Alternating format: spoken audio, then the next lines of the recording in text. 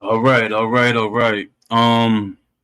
Good morning, good afternoon, good evening, good night, wherever you at in the world. We got things to talk about. Claim uncut video. Everybody got a chance to watch it. The majority of the people, and I got why are some content creators not covering his video? That's strange. Every like I seen a couple of major like far as the gaming go, they were covering his video. It's just some content creators, they're not covering his video. They're so attached to Undisputed. And my thing is they don't want the game to get better. They literally do not want to get for the game to be better. And they also are being influenced by Still City. They're doing it because they want to be favored in Still City eyesight. And you know what's the funniest thing? I remember when I used to be helping EA. EA developers used to be playing games that was opposite of what they were doing. They actually had conversations. We'd be in the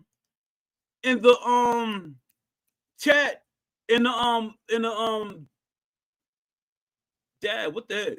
We'd be in the chat talking, or we'd be in the forum talking. That's the word I was looking for. We'd be in the forum talking, and we'd be talking about other games. And it's like some of these content creators, they kind of have a childish mentality because they're like, nah, I'm not giving that video hype.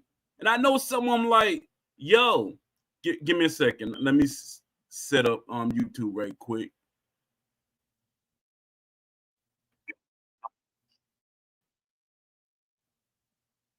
All right, set up.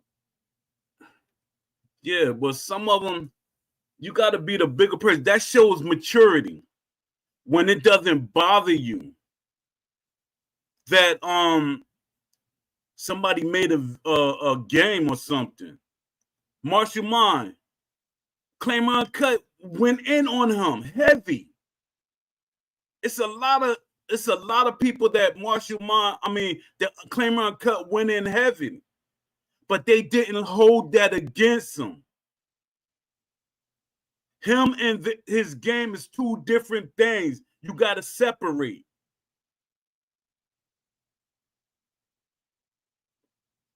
Like me, I'm unbiased. I don't care how y'all say it or how y'all try to chalk it up. Anybody that been watching my content or been watching, be around me or whatever, they know I'm unbiased. Yes, I want a realistic boxing game. But yes, I want everybody to have modes so they can play. But some of these content creators, they're being strategic. They don't really want a realistic boxing game because in their mind, boxing is too slow. It needs to be speeded up. Why are you trying to control what boxing is? When you're in the ring boxing, that's on you how the game is. If the game goes 12 rounds, that's on you.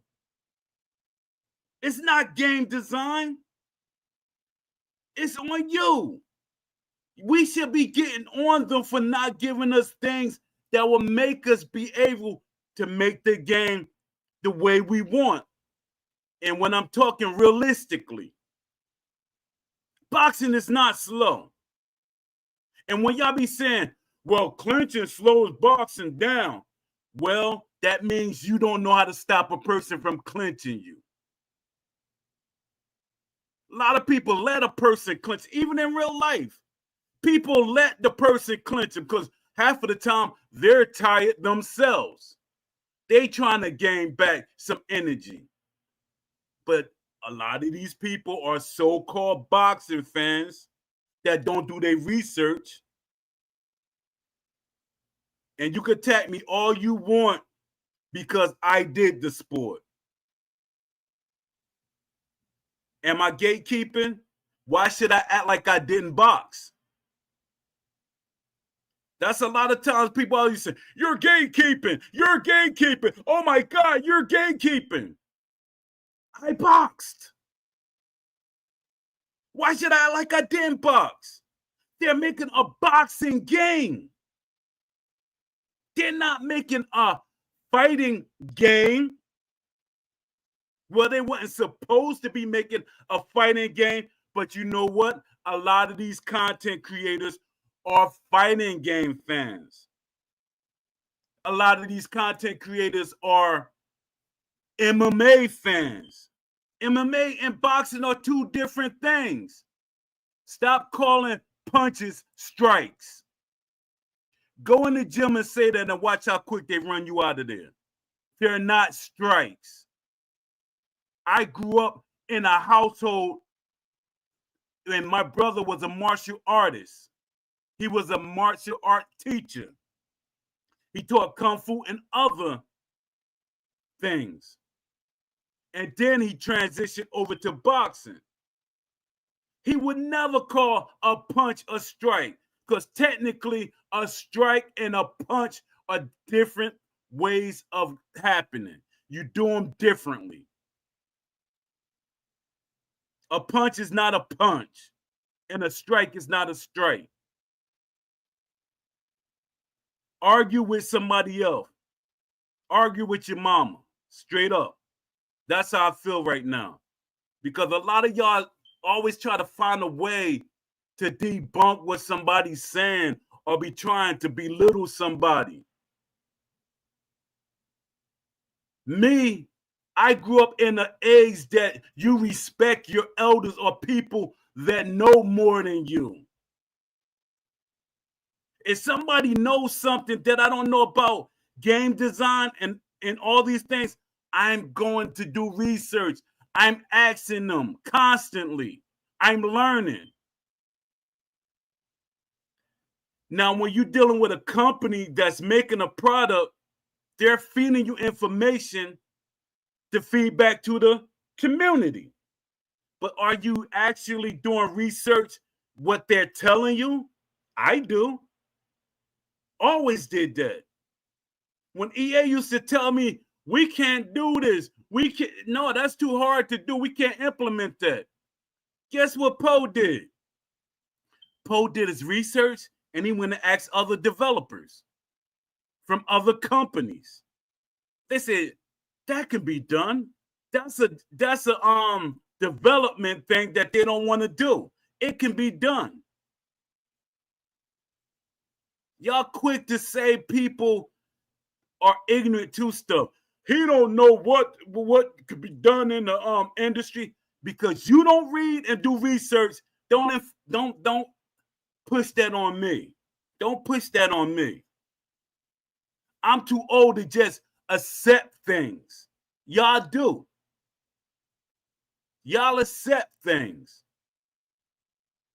Straight up. Claim uncut. He didn't accept nothing. He said, I got the talent in something, so I could put that talent to something else.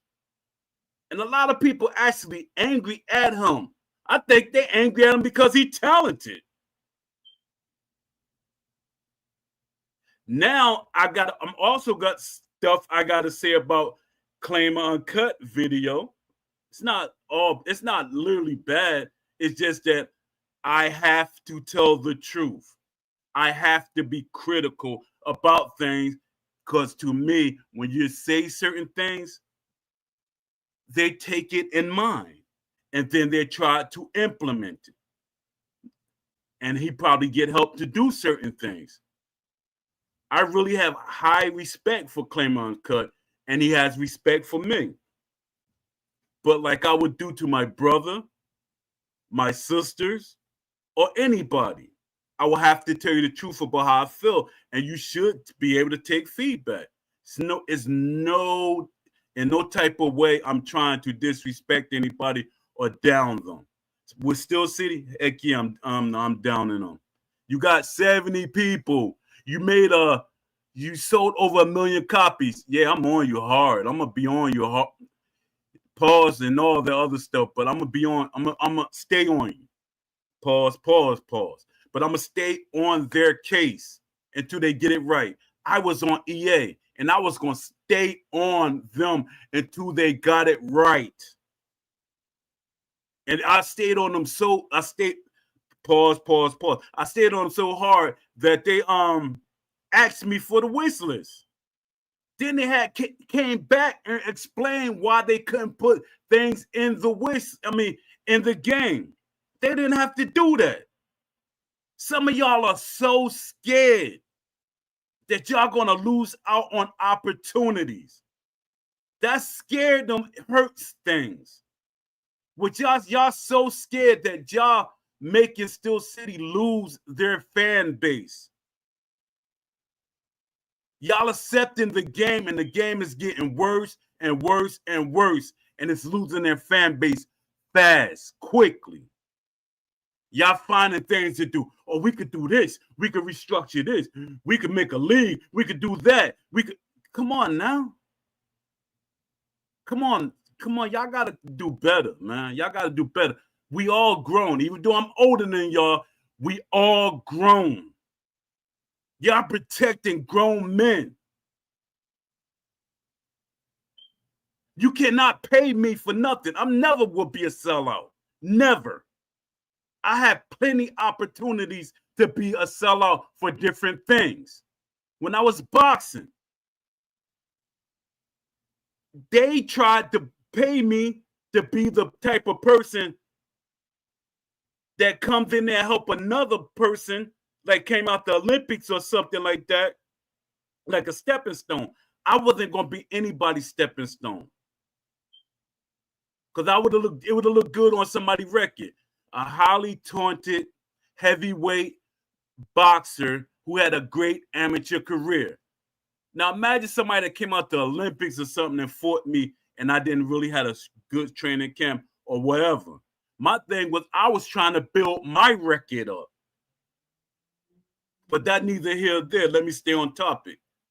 Let me see did anybody come in. All right, we got Boxing Lounge. You've been in every day. I appreciate you. Yeah, I appreciate you. I got some hot topics to talk about today. They're not hot topics, but there's some topics I want to talk about. Let me see. I'm looking at this post. Oh, Claymore Cut getting a lot of views from content creators. Oh yeah, but let me get back. The Undisputed Killer released soon. How can you say an old Fight Night game with new skins is Undisputed Killer? Y'all acting like Fight Night Champion did good. Like it sold a lot. Technically, Undisputed sold better than Fight Night. Even though Undisputed is a bad game. It's bad. Sorry to my friends that they think is a good game. Just need tweaks. Nah, it's a bad game. It's really bad. It's like they strayed way, like went left real. It went bad real fast. Real fast. Oh yeah, but they're talking about Undisputed. Fight Night Forever game is gonna be the Undisputed Killer. Nobody really liked the Fight Night like that. It's only a handful of people that really like Fight Night. Or if you want to give it, I say about a percentage of the Undisputed community. Fight Night didn't do well. It wasn't, everybody didn't like Fight Night Champion. I didn't even own the game. And they wanted to give it to me for free for being a community moderator. But Fight Night Forever is going to be a reskin game. It's going to be a reskin game. I'm not hating on anything. I have to tell the truth. I don't care how nobody feel about it. I have to tell the truth. It's my feelings. It's how I think. Y'all might think different. Y'all might love Fight Night Champion. I see some good things in Fight Night Champion, but I see a lot of bad things in Fight Night Champion. I see a lot of things, a lot of things bad and undisputed. And some people will dispute, they'll go against that. They say, well, you just got to play a certain way. You got to play the way the game's supposed to be played, the way that Ash Habib had told everybody to do. That's not how a game works. That's not a way a game should work. You play it the way it's supposed to be played. Imagine you say that to the people in Call of Duty or other games. Yo, man, don't shoot. Matter of fact, here go a good example. Ark. Everybody fight against each other instead of fighting the Ark and all the other enemies on the base. That's the craziest thing. So take your philosophy somewhere else. Tell that to a little 9-year-old. Let me see. Round 3 outsold every game. Yeah, exactly. It did. Even though I had my things with round 3 to me, it gave a little more, like especially the career mode. You were able to implement your creation base, like your created characters, into your game. And then slowly they'll start popping up. Like every year or something, they'll pop up. So that was good right then. And then that's what a lot of people liked about round 3. But the thing about round 3 that I hated was the block freeze, the parry freeze, and all that. That was annoying. And the card noise. I used to get on them major. I used to get on the Fight Night Champion developers a lot about that. I say, yo, why do the punches sound like somebody slamming a car door?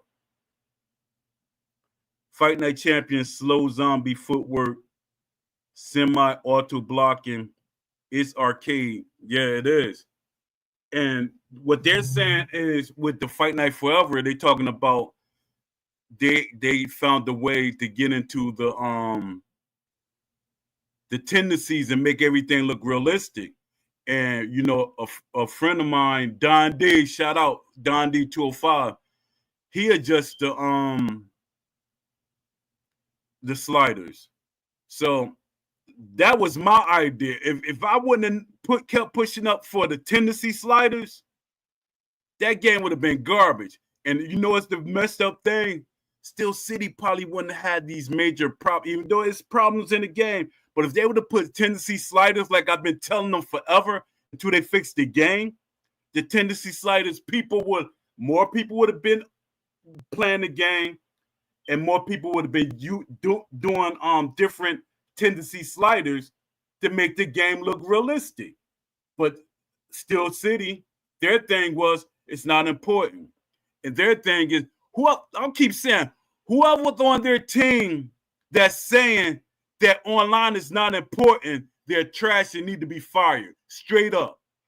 Whoever it is. Because offline helps you fix the online. It fixes the major problems. The online, then the sync and all the other stuff, that's online problems. But the major things about the game, the offline is important. When you develop the game, it's offline. It's not online. You put it online. And then certain problems start acting up. Let me see. Round 3 needed an option to toggle the parry off or on. It did, because that's what hurt it to me. I was playing Jokers Hit Me because some people, that was like a meta, that was like a move that they used. I'm playing with, playing the game, and they meta freezing. They're parry freezing. And I was like, nah, man, I ain't playing this. I literally stopped playing it online. I was playing it offline, yeah. And that's the thing about offline. When people like that annoy you and stuff, you can play offline. that means you're still getting money for your game. But y'all stupid. And a lot of these people, college graduates, that's crazy. You're a college graduate and you stupid. Even though I know a lot of stupid college graduates, but they're stupid. You went to school for development and stuff like this. And then your thing is you're trying to push offline out. No, we got to think about online and esports. Man, this game is trash. I mean, Undisputed is trash for esports and online. It's so much that you did wrong. And they trying to blame them. You know why they putting out in the public? And I was talking about this yesterday. They saying they hired people. They put that out to just let that float around on purpose. I study psychology. It don't look like it because y'all look at him like, look at the way he talk and the way he look. How could he study psychology? Y'all idiots. Yeah, but they put things out for people to grab onto. They said they got people in the studio that's inexperienced with sports games and video games. That's on y'all, but that's not the truth. That's definitely not the truth. It can't be the truth. Why would you hire people to make a boxing video game that don't have any experience or intelligence about a boxing video game or sports video games in general? That sounds like a deflection in truth. Why would you put that out there? And I'm not the only one that said that. That's like game companies like they really put that out there in their Discord, in their forums, that they hired people that was inexperienced. That makes no sense. You know what that helps with? That helps with Ash keeps saying we're a new team. This is our first game. The first game wore off like what, a year in. That wore off. But people keep going with that narrative. It wore off. Ask any game developer. I'm trying to get game developers on here, but you ask any game developer, that wore off. We can't get the staff, stop paying. We can't get the staff, stop paying. Peanuts. Oh, yeah. Their thing is they got the money to buy, get the major developers that's out of work every single day. I'm sharing. My thing is when I be on LinkedIn, I'm trying to help these developers out. I'm sharing their posts on my posts. A lot of them got jobs from me sharing and doing things like that. I don't care what kind of games they used to make. I'm sharing everything. I even shared a commentator, a boxing commentator. I shared one of his posts. He looking for a job. I shared this post because I have, Chad. Let me see, because I don't want to what they say, cat. No, I'm not gonna put my LinkedIn thing on. But I have thousands of developers and moderators and people in the industry that's my friends on LinkedIn. A lot of them I chose as friends. You know, I went looking for them and I friended them. A lot of them friend me because they like my ideas. Let me start off my blog until people start popping up in here. Hopefully I can get AJ Pax up in here. Let me see. See, I be writing blogs all the time, sometimes 3 or 4 blogs a day. Let me see. Yeah, this one right here, it's gonna I think I'm gonna read this one first because it's gonna make some people feel some type of way. And if they feel some type of way, it's on them. It's on them. It's not me.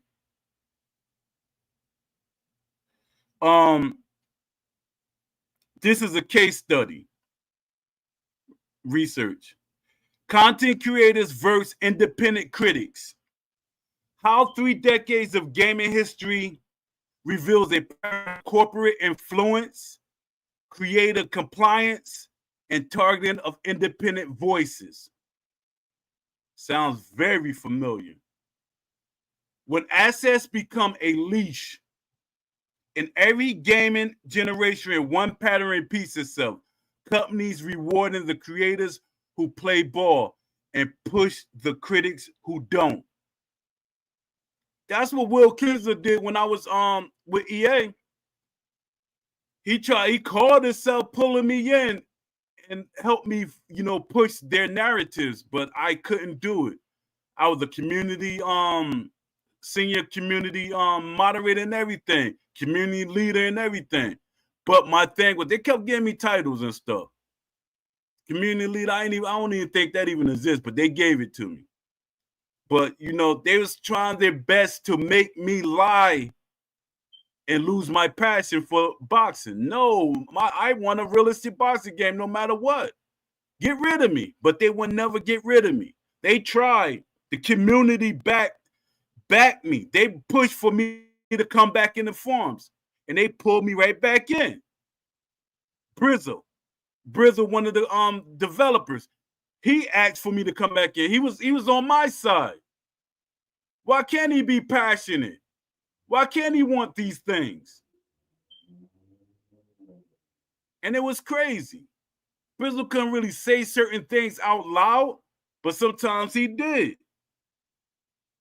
I call Brizzle the rebel. He was a rebel as far as game development. His whole mentality seemed like he was a rebel, even when I met him. All right, let me see. Let me see. Case study 1, 2006, 2010, Bethesda, Fallout 3, and the birth of Access ecosystem. What's going on? All right. Suggested graphics, timeline, bar shows, pre-release access, review embargo, threatening blacklisting. When Fallout 3 near launch, Bethesda tightly curated early access. Only safe reviewers receive advanced builds. I'm building up a point. I know you're like, why are you talking about Bethesda and Fallout 3 and stuff? No, I'm talking about the industry, how they set up things. They do things. Let me read that again. When Fallout 3 near launch, Bethesda tightly curated early access. Only safe reviewers reviewed advanced builds. What happened? A handful of creators were flown out for studio tours. EA flew me out to EA to see Fight Night Round 4. They flew me out. Yep. A handful of creators was flown out for studio tours, and their coverage quickly aligned with Bethesda's talking points. You see what I'm saying? Independent critics who asked about bugs, optimization, and missing RPG systems had emailed ignored. Keys revoked and access denied for years. I'm a Fallout fan too. Corporate messaging playbook. Don't worry about the bugs.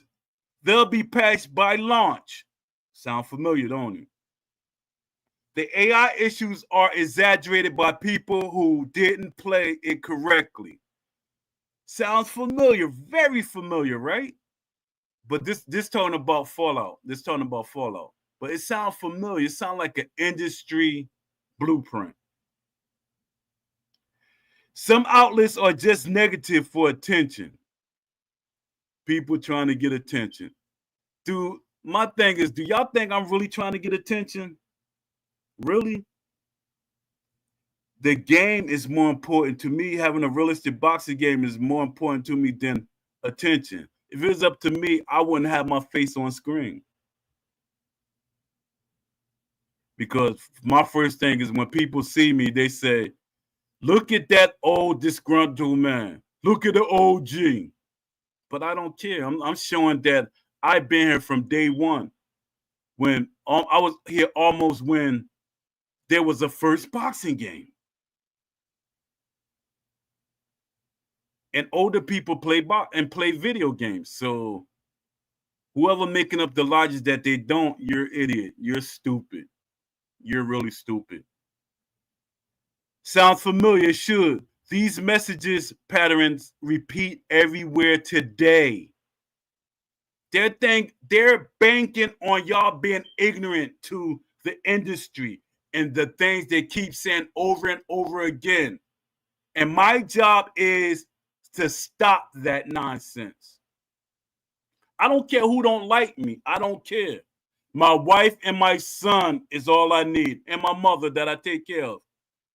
That's all I need, and my family that love me, and my father. But other than that, I don't care about what y'all think. And shout out to Don D and the people that actually support me. Salute. And salute to the people that's in my YouTube chat. They support me. It's probably things that they don't agree with, but they support me. Because my thing is, I'm here for all of us. Options. That's one of the things. I'm going to get me a shirt made. Options. It should be options in games. And a stupid company not giving options, you're losing money. You are losing money not giving options and being lazy. All right, let me get back to this. Now let me check my people. Let me check my people on YouTube. All right. Oh, y'all, people came in. My fault. Let me see.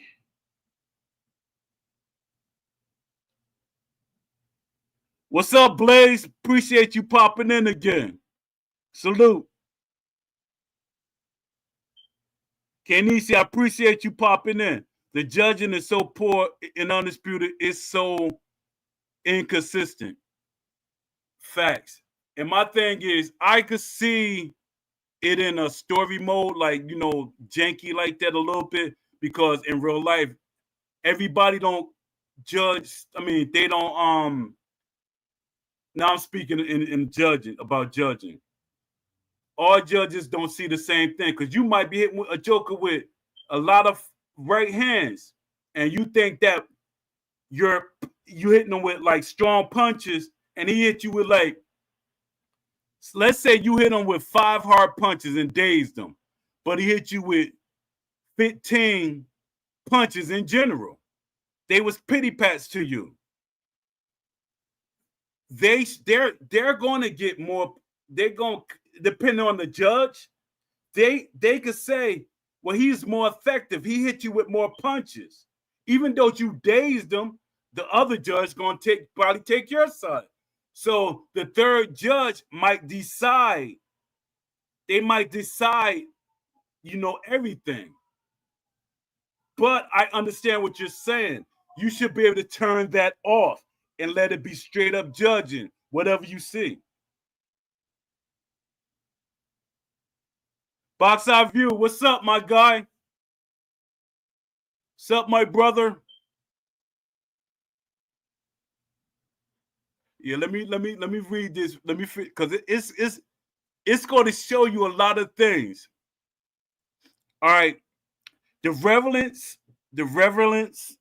to modern content creators. Those who comply saw early keys, early info, traffic spikes, long-term relationships with developers. Those who didn't, they became problem creators, even when their critiques were 100% accurate. This is the state of the modern content hierarchy. All right, here we go. Case study 2, 2015 to 2020. EA Battlefield 5 and community versus influencer divide. This all building up to something. I know y'all like, why is he talking about these different things? All right, split screen comparison. Independent critic side versus sponsored creator side. This era marks one of the clearest examples of corporate talking points being repeated almost word for word by content creators under contract or sponsorship.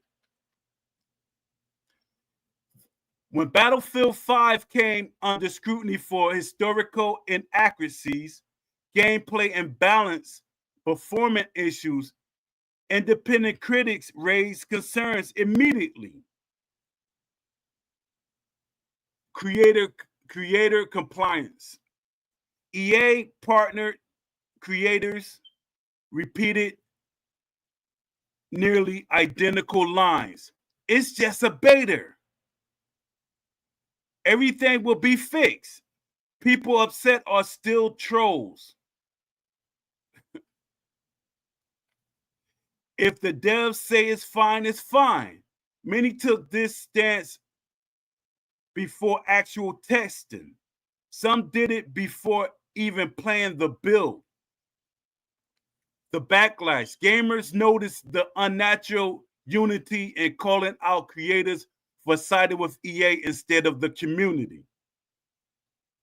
See, that's my thing. I was always a community guy. I can't side with the company no matter what. If you telling me information, I'm gonna challenge it first. And then if I challenge it and we come to a conclusion, then I'm bringing it back to the community. Other than that, no, tell it to somebody else. That's always how I was. I was in the point that I used to bring the developers in the when I was helping EA, bring the developers in the forums and say, no, you explain it to them the way you want to explain it to them. And then after you finish, I'm going to tell them what I think. Meanwhile, independent critics who didn't rely on EA assets were the ones who correctly identified TTK issues, content shortages, performance inconsistencies. I know I messed up. Be quiet. Identity crisis in direction. Outcome. The game underperformed. EA quietly walked back earlier messaging. Independent critics were validated. Creators who echoed the publisher narrative face credibility damage.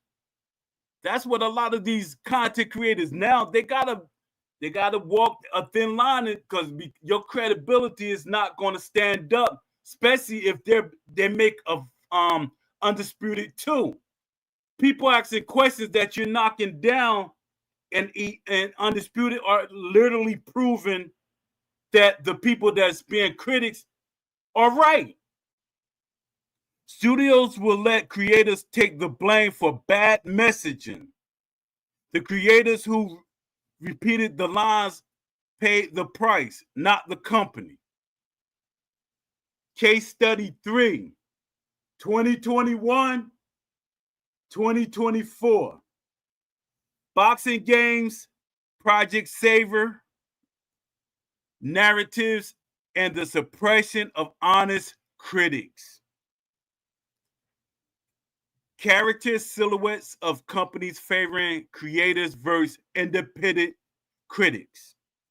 With arrows shown advantages or disadvantages. All right. I'm reading stuff that I shouldn't be reading. I'm like reading like literally everything. The modern boxing game community demonstrates this dynamic more aggressively than almost any genre. I don't know why that little teeny word always give me a problem. The setup, a developer you know who, but we're not naming names, cultivated a small circle of YouTubers, streamers, influencers who were elevated into semi-official spokesperson for the game's development. They were given early builds, exclusive interviews, first look patch footage, control over community narratives, Sound familiar, right? The corporate talking points these creators repeat. The game isn't slow. You're playing it wrong. The AI isn't broken. You don't understand boxing. Somebody literally told that to me. Somebody that really didn't box. They said, you don't know what you're talking about.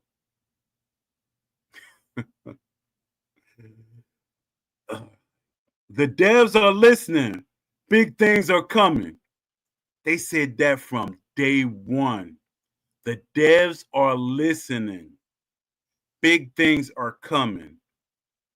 What they mean by big things? Big mistakes? Big things are coming. Critics just want views. I'm a critic. I don't care about the views. If I cared about the views, I would have bowed down earlier. But no bow down in me.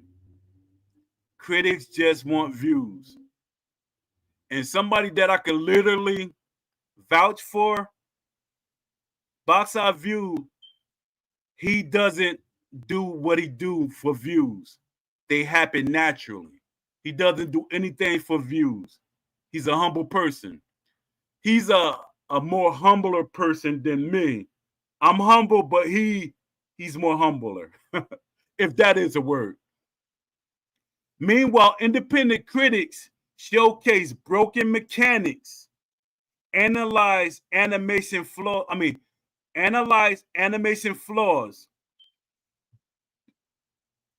documented gameplay inconsistencies. Daggone, I said that word easy, but I'm stumbling on little words. Crazy, right? Expose developer over promises. And because of this, they become targets. We become targets. But I'm all for it. This is where Poe comes in as a real-time case study. Case study 4, the Poe effect. Let me see what y'all saying before I get into this.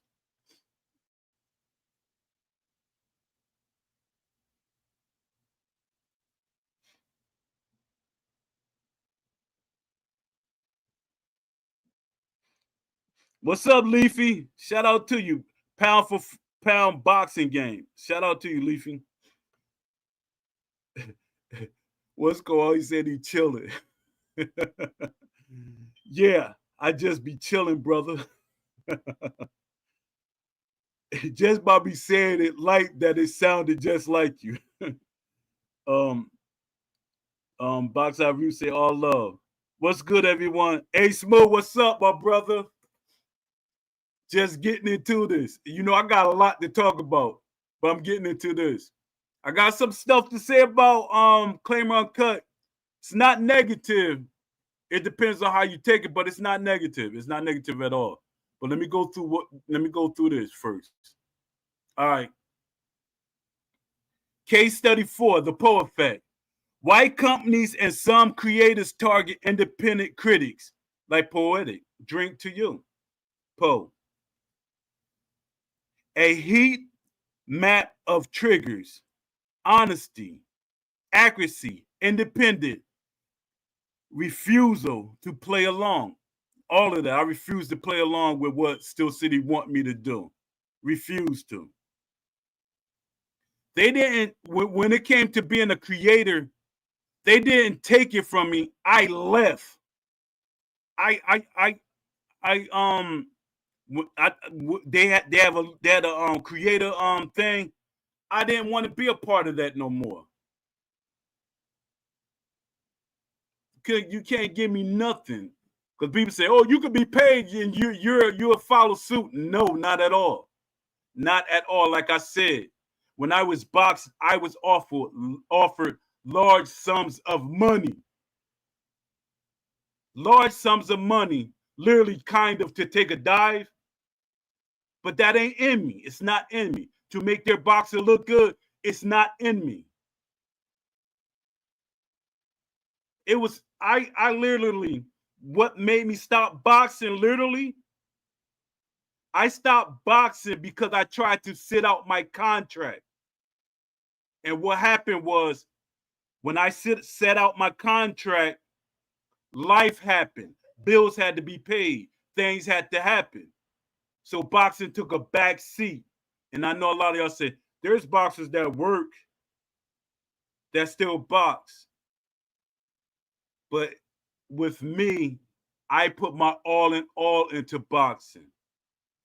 I woke up in the morning, ran, I did my exercise, everything. I was, to me, sometimes I overtrained. But that neither here or there. That's another conversation for another day. All right, let's get back to what I was talking about.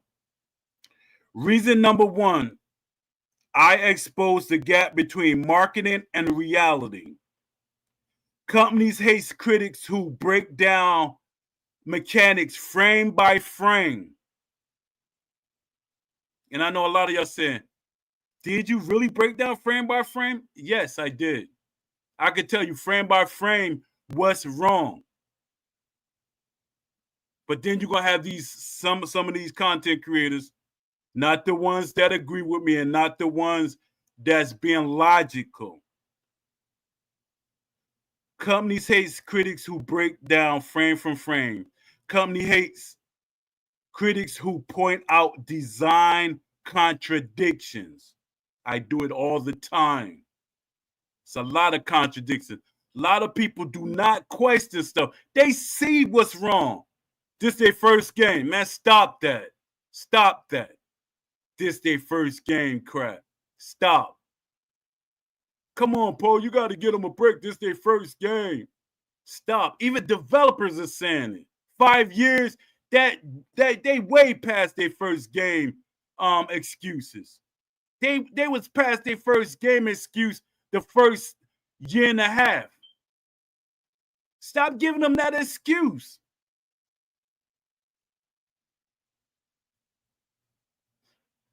Companies hate critics who call out unrealistic excuses. Companies hate critics who question timelines. I do it all the time. Literally, I just did it. Y'all gotta use reality for stuff. Stop trying to knock people out. A lot of us are grown-ups. We're not children. A lot of us not ignorant. I made it my job to do. If you look at any game that's been made, you might see my name in their chat or something, or me saying something about that game. That's how long I've been around. I've been always questioning development from a company. Always. When I talked to the creator of Fight Night Round 3, I forget his name is weird. Tsundu, whatever his name. When I talked to him, because he's my friend on LinkedIn, when I talked to him, he's like, "Po, you always gave me a hard time.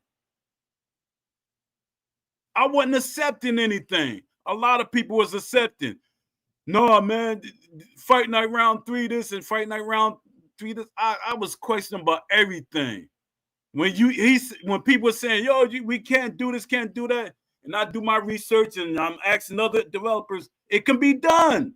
Stop always defending these developers. Do me a favor, to the people that love to disagree with me, write a list of all the things that you truthfully think the developers Undisputed cannot do. And I will give you an answer in my next episode. What do you think is unrealistic that they can't do? In this day and age, in 2025, what they can't do. They can do everything that you see in real life. For one, AI is progressing so much each and every day. Stop defending and stop getting mad at me for being a critic. I'm criticizing what I know can be done. I mean, or that they're not putting in the game, but can be done.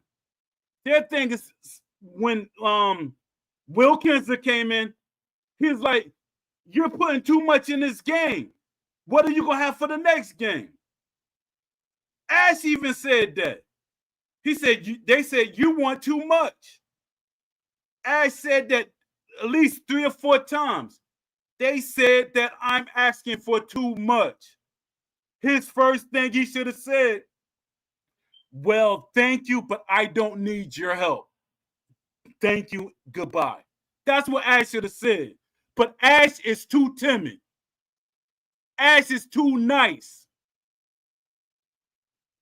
He angry at the wrong people. I know Ash mad at me, but I don't care. Be mad at me. I know Will mad at me. I don't care because I'm more mad at you. The critics force. Hold up, give me a second. These critics force accountability. Me. Something brand alignment creators avoid. A lot of these content creators, they avoid being critical or they backtrack on their criticism. That's not me. I don't care how y'all feel about me because I'm not backtracking. How you feel is how you feel. How I feel is how I feel. I'm not backtracking. You might be getting things, I'm not getting things.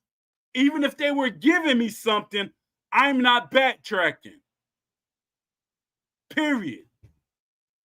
Reason 2, he can't be controlled through access. Oh, I can't be controlled. That is going. I shouldn't have wrote it like that. I can't be controlled through access. I don't depend on free keys, early builds, sponsored segments, studio friendships. You can't silence someone you don't control. Just like on LinkedIn, I made another post today. I gave them all of my ideas. I said, whoever makes a video game, all I want is acknowledgement for my ideas and give me a t-shirt. I'll take some merch too, but a t-shirt. I don't want you to put me on payroll or pay me anything. And I know y'all saying, Poe, you crazy. No, I'm not. That's my passion. Just like the guy asked me when I went to the gym. He said, I don't, do you want to get paid? How much do I gotta pay you? I said, if I was a trainer, I do not want to get paid. Now, if I need something, I'll ask for something. But I do not want to get paid for what I love. Now, if I was training somebody and they were like really like up there, like in the upper echelons, like making money, my thing is out of respect, they would pay me regardless. If not, that showed that they didn't have no respect for me. It's people that knew me from decades ago, years ago. They still have respect for me and give things to me. Y'all can call me crazy all y'all want, but that's how I move. Let me see. This makes me dangerous, not because it's wrong, it's because I'm independent. A lot of people don't understand that we're independent. I'm independent. Even though a lot of y'all I see as friends and y'all probably have the same voices, but I'm saying independent in general. My audience trusts me. Creators who rely on corporate messaging see independent critics as competition because viewers gravitate towards truth. Credibility beats access. And communities value transparency. Facts. That's how I was with EA. I was more transparent with the community than some of the devs.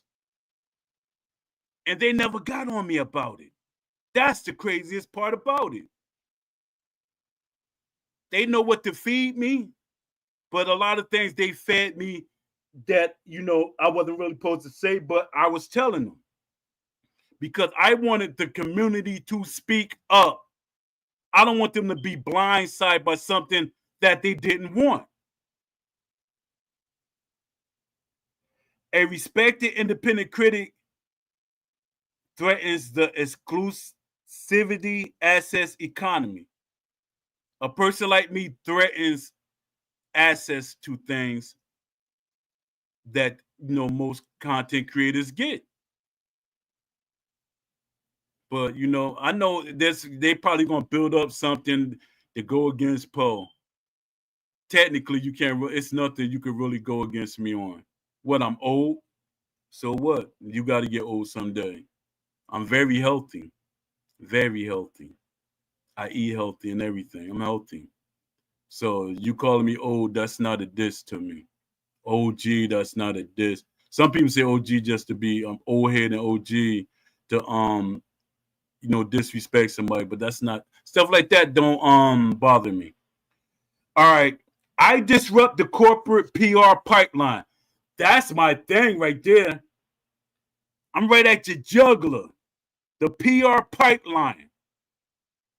When a company wants certain narratives spread, they need creators who obey. Poe does not obey, he challenges. And when an independent voice becomes influential, company responds by elevating creators who will counter him. That's what I'm saying. They coming. They coming. If they're not talking about me already behind my back. My thing is, I talk about y'all in your face. Like I always say, if it doesn't fit you, I'm not talking about you. I have respect for almost all these creators. And they show me respect right now, but I don't know after this month is out how much the respect gonna be there. A lot of them don't communicate like they used to. A lot of them just silent. And a lot of them that I thought was my friend, they're not my friends, because when they make videos and stuff, I know who they're talking about or what they're saying. And like they always keep saying in their videos, a lot of people think they know what they're talking about. I know what I'm talking about. You're repeating what they're telling you to say. I really know what I'm talking about. And half of the things that I talk about, I always get it confirmed by other developers. And other developers always tell me what you're saying is on point. Don't let them other content creators make you silent. And I'm not. I'm not gonna be silent. I'm a silent person in real life. I don't bother nobody. I stay to myself and everything. But when I'm passionate about something, like my wife always say, what you're passionate about, you speak loud about it. It's like you want the world to know. And I want everybody to know I want a realistic boxing game, and I'm not giving up on it. I might kind of give up on Undisputed because no matter what they saying, it's like they still, even if it's be a fight night, be an Undisputed 2, there's going to be a major hybrid to it. And it's still going to probably land in the arcade. They might put the referee in the ring. They might put clinching in the ring. But they might put it in a way that is arcadey. That is going to bother people like me and other people that think like me. All right, let me finish this so I can get to some of the juicy things that I wrote. Company respond by elevating creators who will counter me. Even if those creators have less knowledge, less integrity, and less gameplay skill. That's what a lot of people always try to say. You don't got gameplay skills. I have more skills than you actually think, especially if the game is made correctly. Way more skills than you think. I'm not going to pretend something is not broken when it really is. That's not me. I'm consistent. I critique when it's unpopular, when everyone else is silent, when developers make excuses, when creators defend broken builds. Consistency disrupts marketing cycles. I'm consistent with what I do. Nobody's not telling me, nobody's in my ear, pull this, pull that. A lot of y'all used to say Beast was controlling what I say. Not at all. I was like this from day one. Beast has nothing to do with what I say. Because there's a couple of things that me and Beast don't agree on, but we agree on. Because our thing is, long as we get the options for what we want, that's more important than anything. And that's more important with anybody. Let me see what y'all saying in the chat. Let me see. A Smooth was talking. All right.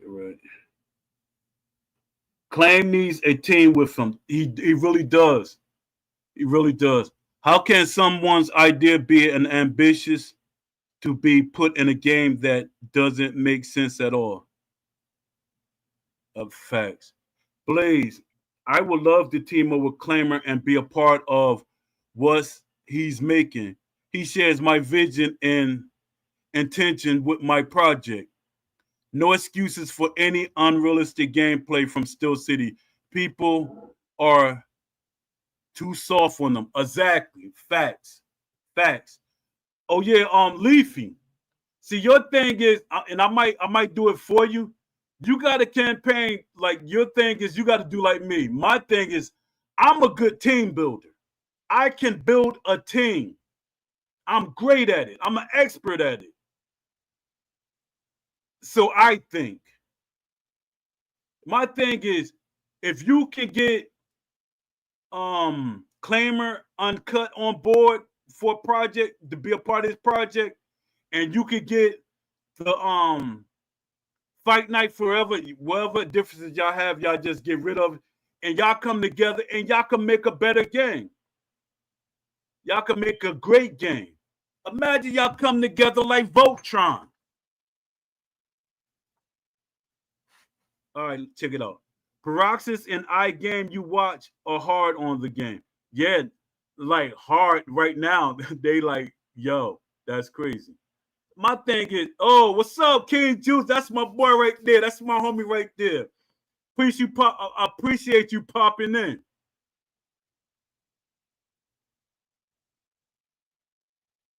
Yeah, I've been at this for a long time. Daggone, all of y'all popping up in here. I feel kind of nervous to read the rest of my stuff. No, I'm just messing with y'all.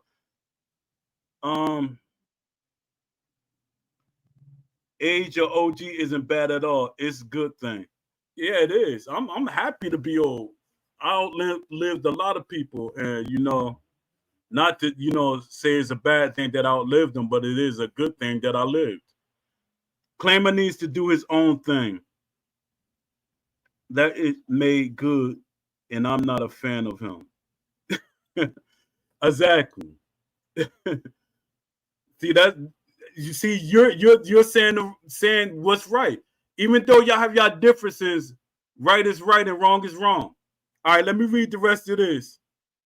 How these case studies connect. All right, that's what I was trying to get to. Across all eras and genres, one pattern persists. Companies identify creators who will defend them. I know that from a long time, from being an old head, as some of y'all say. They feed these creative privileged access to things. Those creators repeat the message intentionally or not. Independent critics expose the truth. Companies and allied creators targets, discredits, or ignore these critics. Shout out to the ones that's in here that's not targeting me yet. No, I'm just messing with y'all. Eventually, independent critics are proven correct. This cycle has never stopped. It has only become more polished. The real power has shifted. Today, the strongest voices in gaming aren't the biggest. They're the ones, excuse me, they're the most honest. Creators like Poe demonstrate that expertise, access, independent sponsorships, truth, convenience, corporate aligned creators may win the short term spotlight, but independent critics win history. I had a couple of more parts I was going to do, but I said, nah, I don't want this to stretch out, me sounding like I'm being critical of, content creators. And that's not the thing. Because technically I am a content creator but I'm not a undisputed content creator or a specific game content creator. A lot of people, they get that mixed up.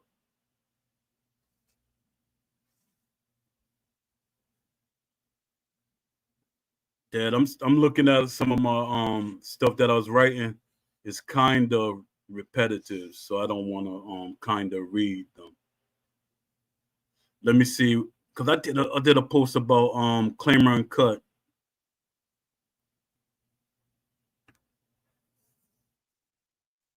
I don't know what I did with that post. Yeah, but I guess I'm a freestyle it. Yeah, with Claim Uncut, I enjoyed his video. I enjoyed what it was, and it's just a little nitpicky things that a lot of people will nitpick. Everybody's a bodybuilder in a video, but that's neither here or there. Is the game going to be a story mode with boxing attached to it? That's something that I want to know. Is it going to be a boxing game or just a story mode game with boxing in it? Let me see.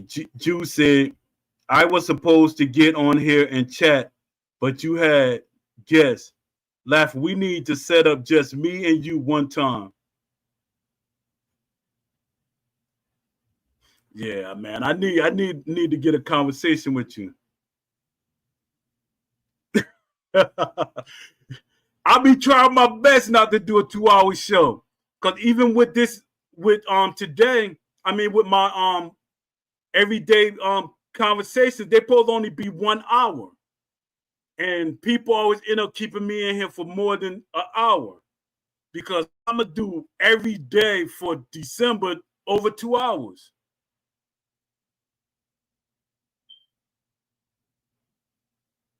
You want me to drop the talk show link? Hold up, Leafy.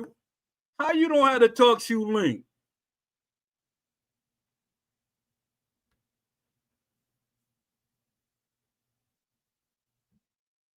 Give me a second.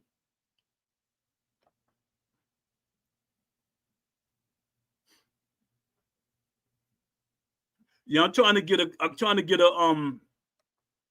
an interview with Claim Uncut too. That should be an interesting conversation. And Claim Uncut is mysterious, and he probably be like, I don't want to come on the show because I don't want my face exposed. That's what I'm thinking. But you ain't got to show your face. A lot of people think the voice is not a real voice. They think it's AI. I don't care. Whatever helps me get the interview. Oh, I don't see it in the description, so I thought to just ask. Oh, okay. Yeah, my thing was yeah, Claimer, he did a lot of things in the game that was good. It's a lot of great things. There's a lot of things I kind of questioned that I guess he didn't want to go too deep in detail because motion caps is important in development. It's just that Steel City was lazy. The developers was lazy. I don't care how much people try to defend them. They were lazy. They was real lazy. And this is not only coming from me, this is coming from veterans in the industry. In this day and age, it's no reason to be lazy. It's like they were rushing to get the game out. They were cutting back on a lot of their animations. Let me see who's this. Salifi. All right. Yeah, it's like they was cutting back on a lot of What's up, Leafy? It's like they was cutting back. You might have to come in and come back out because I'm not hearing you. Yeah, it's like they was cutting back on a lot of the animations. Yeah, you there? Yeah, I don't know what's going on.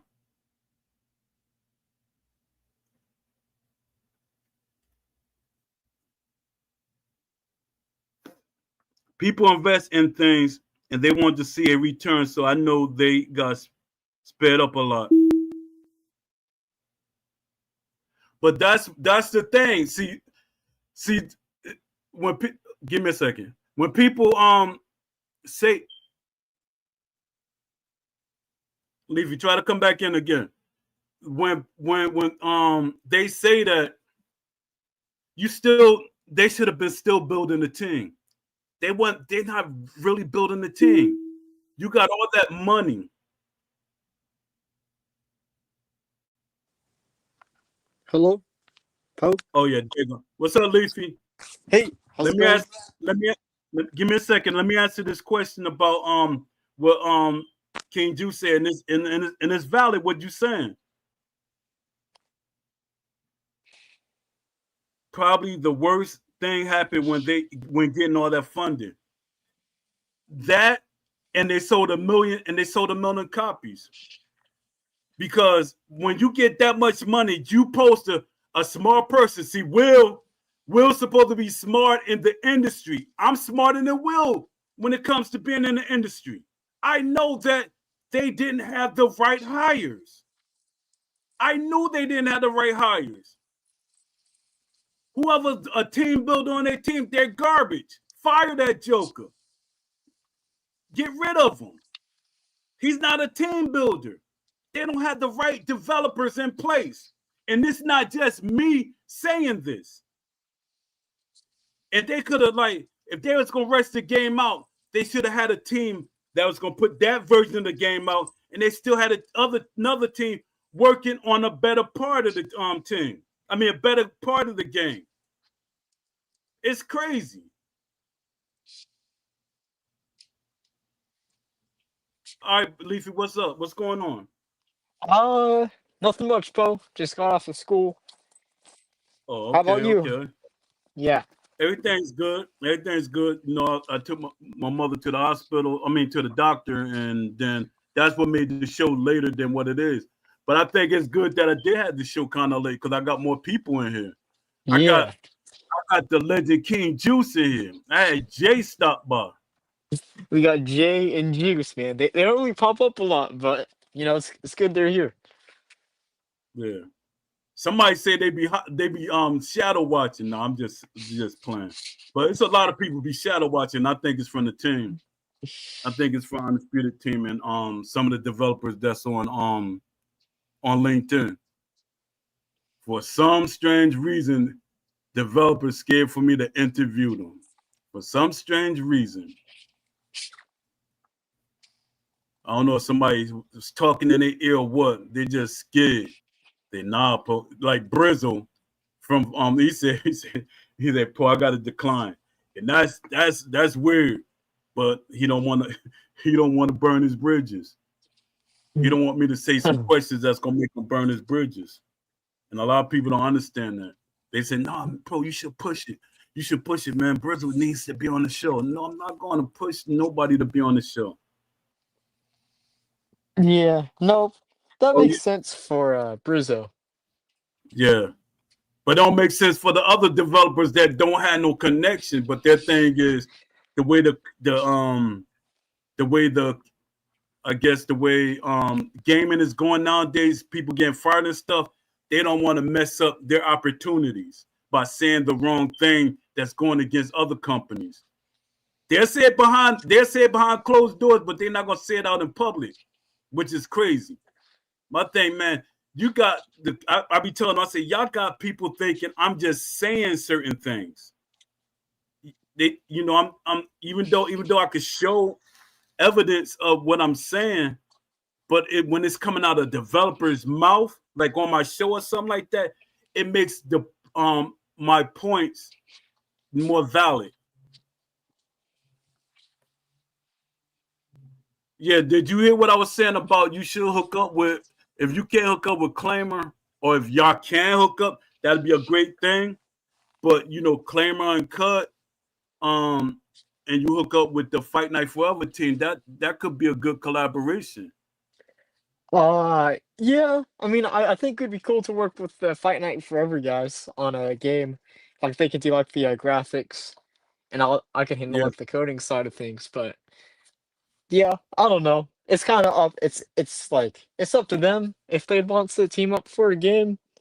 I know I've tried in the past asking them if they'd make their own game, but they said that they didn't really have anyone that could do like the coding side. But if I tried to bring up the idea again, now that I have a little bit of knowledge under my belt, we could try to see if something would happen. But yeah, I don't know. Just yeah. gonna be a lot of Somebody talking. should put this video out.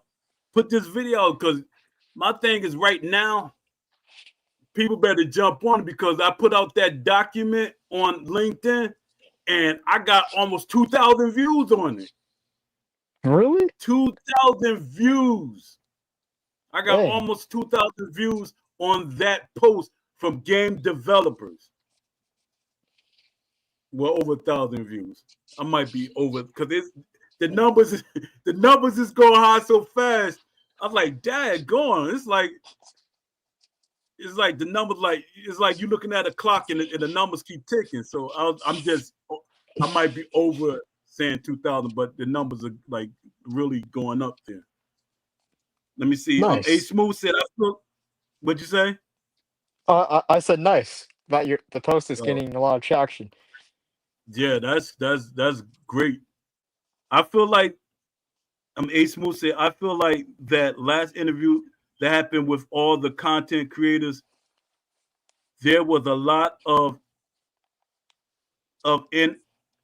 unanswered questions that Ash and his team didn't want to talk about. A lot of Yeah. unanswered. Oh, my fault. Yeah, and my thing was they picked the right people to go. And with any company, and that's what one thing, even though me and EA, we on a love hate type of relationship, they put creators that was very outspoken in the in the forums. They brought us on board.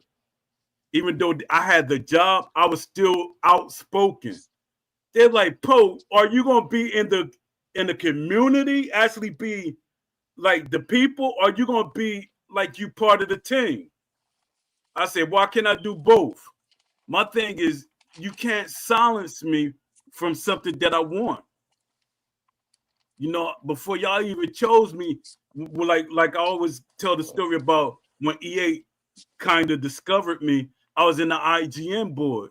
Me and a friend of mine named PR guy. We both got hired at the same time.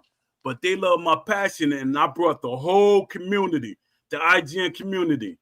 We everybody had, was pulling ideas together, and then I was leading off. I started getting their ideas, making wish lists and stuff like that, to let them know that, because they saw me as, you're the older person, or you're the most passionate person in the IGN forums, so we look up to you. And now start putting ideas together. So the EA, his name Alan Quinto. He has a high position now, administrator for EA, and he snatched me up and brought me on EA because he was watching me, and he brought me there. And I was like, I'm passionate about my sport, and he was like, okay with that. And they never like kind of put handcuffs on me, and to certain developers the EA team, they start forcing their hands for them to like post certain things that it don't go along with what we're trying to do. And we know Poe want a realistic boxing game, but the investors, they want something different. And my thing, like I was saying back then, Steel City can't live by them same rules. That was 15 years ago, 10, 15 years ago. You can't still live by them rules because the people that were teenagers are adults now. And if you look at the history of boxing video games, it has to grow up at some point. Boxing video games has a 49, technically a 49-year history, but on console, it has 45-year history. So yeah. So you got some things you want to talk about, Leafy? Um, maybe like some What you topics or huh? what you what you think about the video that Claimer put out there? Claimer's video? Yeah. I mean, I thought it was pretty good. I thought he was saying some good stuff about game development, and I've gotten to talk to him in private about like how his game is going, and just I don't know, just general back and forth about some ideas, and just other Oh, stuff you about like talked to him in SEI. private? Yeah, yeah, You yeah, talked like to him in on private? DMs, just like yesterday, just for a little bit, but Oh, yeah, I've shown him so like a he ain't little talk bit of about. stuff. He was real, like wasn't like a real like like conversation, like little things, right? Yeah, it was just small things, not like a full blown conversation, just like back and forth, but just small Uh, topics. yeah, I gotta get him on the show. I hope Yeah, no, that. he don't get. I don't want him to get on the show and get scared and think everybody going to attack him. Like, yeah, Poe got Claymore cut on the show. Now it's time we can get him. We got him now. Let's start. Is that his real voice? Is Claymore Cut really English? I think he's from North Africa. All these. Now I'm trying to act like no shade, no shade to Box Fanatical, because Box Fanatical had me laughing when he was saying stuff like that. But the conspiracy stuff. Yeah, no, we don't want Yeah, conspiracy theories. Those are bad. We don't want none. We don't want none of that. yeah. Everybody called conspiracy. They just called me a conspiracy theorist. The EA developers is calling me a conspiracy theorist, and I knew everything. But their thing is behind the closed doors. Yeah, we told you all these. I hate saying behind closed doors, but yeah, but they had me. That we were talking, and we were talking, and they were telling me things that nobody else knew. And when we got in public, they start like saying out conspiracy theories and stuff like that. Poe, you can't really say certain things. We got investors, and you're gonna make us look bad. And my thing is, when it comes to people spending their money, and I be thinking about the community. A lot of people think I'm just for myself. Poe, you just thinking about yourself. You just want that realistic boxing game with the tendencies, capabilities, and all that realistic stuff that you keep talking about. That's all you want. You're darn tootin' I do. You're darn tootin'. I don't want Mike Tyson punch out no more. We can have that mode. We got a Mike Tyson type punch out mode or whatever arcade mode y'all want. But still, the default should be a realistic boxing game. And this is what I'm trying to tell people that we discovered. Making a boxing game is not as expensive as companies make it. Did you see the document that I put out about sponsors? Yeah, I think I remember reading a little bit of it, but I'm not sure if I was able to Yeah. finish the whole thing. Sponsors can actually pay for the development, pay the boxers. And when companies get exclusives, when they say we got exclusive to a certain boxer, or they just want, companies are messing it up for themselves and the boxer, and the boxers don't know. So I tell when I was getting boxers before, I said don't never sign a contract to just one company, because you could lower your value, like your value a little bit, and make it more easier for the company, and then you're in another game. So now you got two checks coming to you. Yeah. But companies want, no, we want exclusive this and exclusive that. Let me see. Hold up.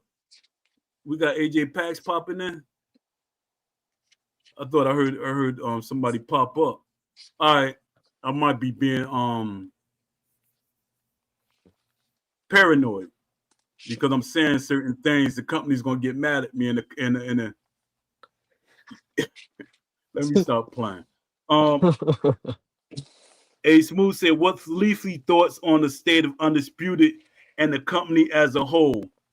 You can answer this question as well, Poe. Oh Oh man. no. Where This is do I start?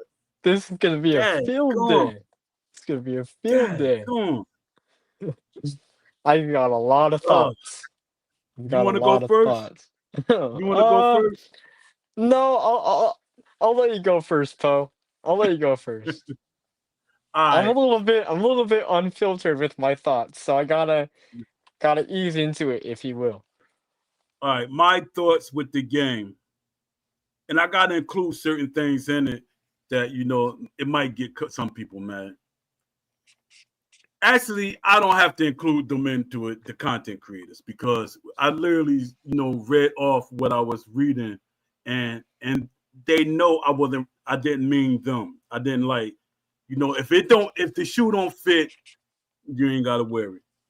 So what happened is, with Undisputed, the state that it's in is dead. It's on life support. And the power is about to kick off. They don't got nowhere to plug the plug in or nothing. It's like with the DLC, I'll be surprised if the DLC does well. What Ash should have did, and Ash is a chess player because he brings it up. When he said that he want this game to be like checkers, to be like chess and not checkers. So I'm guessing he's a chess player. His thing was he was supposed to think ahead when he got the investors, because he constantly said, I don't want investors because they're going to steal my vision. They're going to change the game into something that I don't want. And two things that happened. The investors changed this. No, three things happened. The investors changed his vision. The publishers changed his vision. And Will changed his vision. I'm 100% sure Will changed his vision. The timeline adds up. And when you hear what Will said in Discord, he literally shot himself in the foot. He shouldn't have said anything. He said he didn't know what the game was when he came there. You didn't know what the game was. Everybody know what the game was. My mother know what the game was. His thing was, it's not going to sell because it's too realistic. You had that Fortnite mentality. You had that EA mentality. But you haven't realized with combat game and sports games, everybody grew up, and our children have the mentality we have. They look at sports for what it is. It's a sport. It should resemble and act like the sport. Give us options. All right, now let me talk about. Let me get I get that out the way. The company as a whole. Ashton took that money and started buying stuff they shouldn't have bought. I'm gonna put everything into one walk. He started buying stuff, buying the new facility in Las Vegas and stuff.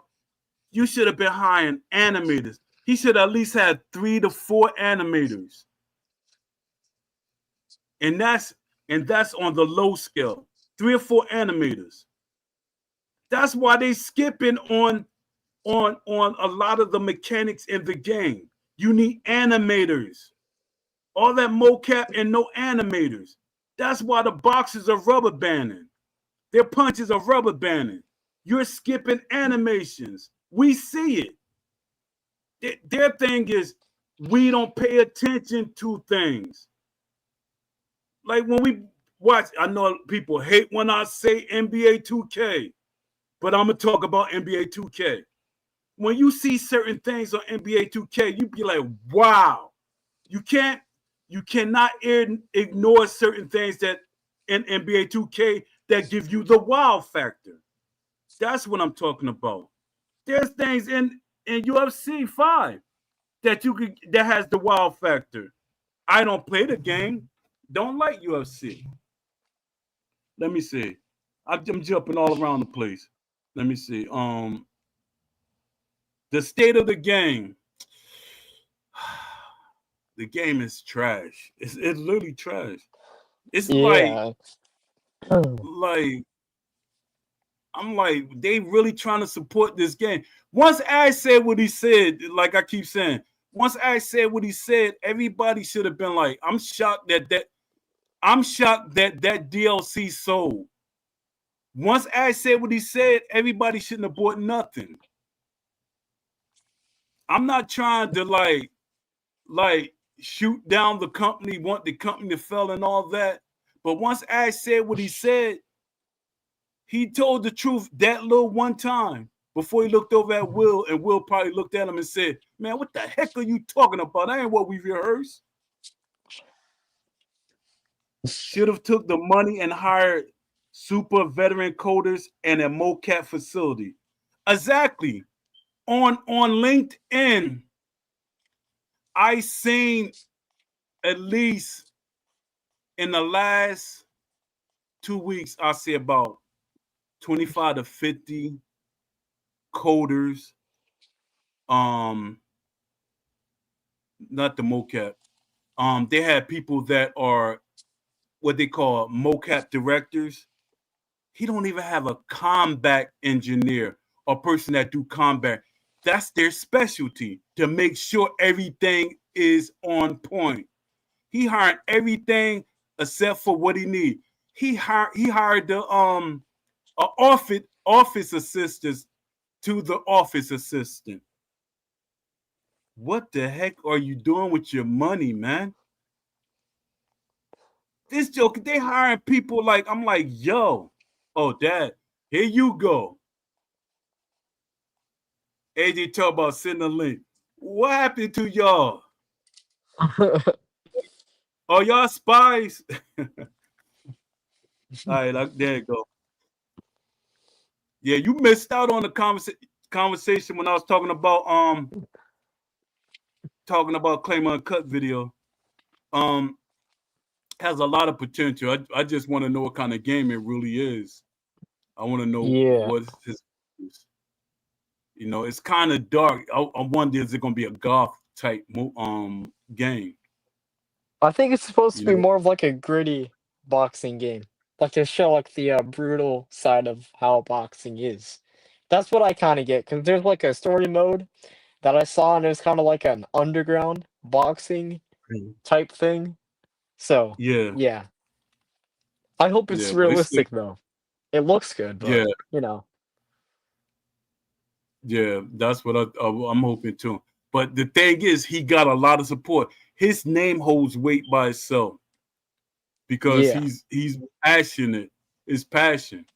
That's what I keep trying to tell people, the passion people, and that thing. What with Steel City, they thought about me being passionate that they could snatch me up, and I would grab certain people in the community to follow lead, and that's not what happened. That's definitely not what happened. I don't care about all that stuff that trips and everything like that. I don't care about that. For one, I don't like getting on airplanes. Don't like getting on airplanes at all. But it's quite a few times that I took the trip. I bit the bullet and took the trip. When EA they called me to go to Canada and stuff, I took the trip. When I was boxing, oh my good, I think I lost weight on that trip when I went to when I was boxing. I went to England. Man, I was on an airplane for a long time. We got off one airplane to the next. I was like, man, what the heck? Y'all gonna mess my nerves up before the fight. And I had to fight a German guy that had, I think he had 60 something fights and I only had 10. So that right there, that ain't bothering me because I used to love boxing. I don't care if you had a billion fights. Let me see. AJ Pack's in the house. What's up, AJ? AJ Facts. AJ, you can hear us?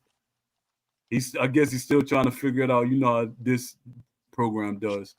Yeah, it's Uh kind of wonky a little bit, but yeah. when Oh, it it was works, good it enough for me to works. do my video. I was able my first time ever. I think I'm gonna do it a lot now. Like me to be able to talk over video, like claim a video. I like use this to do my video. What's up, guys? Hey, What's what's up, up? man? Look who's back. The stranger. I was looking for the link, but I think how you created this it didn't show up as like an episode like the other ones. Oh. Like it's I don't know why, 'Cause but I'm not seeing it. I think you know what messed it up when I did that video with Claimer Uncut. But I wouldn't think that would have messed up anything because I didn't link it. I mean, like make it an episode. But Yeah, that yeah. probably did mess it up some. But Because even my there you yeah. say So what's going? What you think? What you think about what we saw yesterday? with the Claimer Uncut. Yes. So now that I had time to okay, when I first saw it, I got excited, like really excited because we're seeing stuff like that the community is asking for, and this guy is doing it. Like he's listening, right, and he's putting all those things into it. But now that I had time to think about it, now I'm kind of nitpicking it. Now I'm looking at the Yeah. mood he's setting. It almost feels like it's I kind of said it was like gothic or like some kind of cathedral kind of vibe kind of thing. Which Yeah. so I don't know what the reasoning behind that mood is or the direction, as opposed to it being more like a real sports broadcast. But I understand he wants to have this kind of it kind of feels like he wants to do like a sim, but like a sim, more like but like elements from like like you know like Sim City, something like a manage, you know those kind of where you're managing, like you're managing The maybe world. that, You weren't managing the world you yeah, in. you're managing the world. Something maybe it feels like he's doing some kind of like a little bit of similar. That's the vibe I'm getting now. Oh yeah. Hold up. What's going? I want you to answer this real quick. AJ, I mean not A Smooth want you to he said what you think about Steel City as a company as a whole and about the game, the state of it. Wait, JPEGs? About That's for CSI as a JPEGs? No, company A as a Smooth. whole. Yeah, he said, what do you think about the game state, the state of Undisputed and the company as a whole? He wanted What a sta- you and Leafy to answer this. Leafy, you go ahead. Oh Just no. cutting up here. Okay.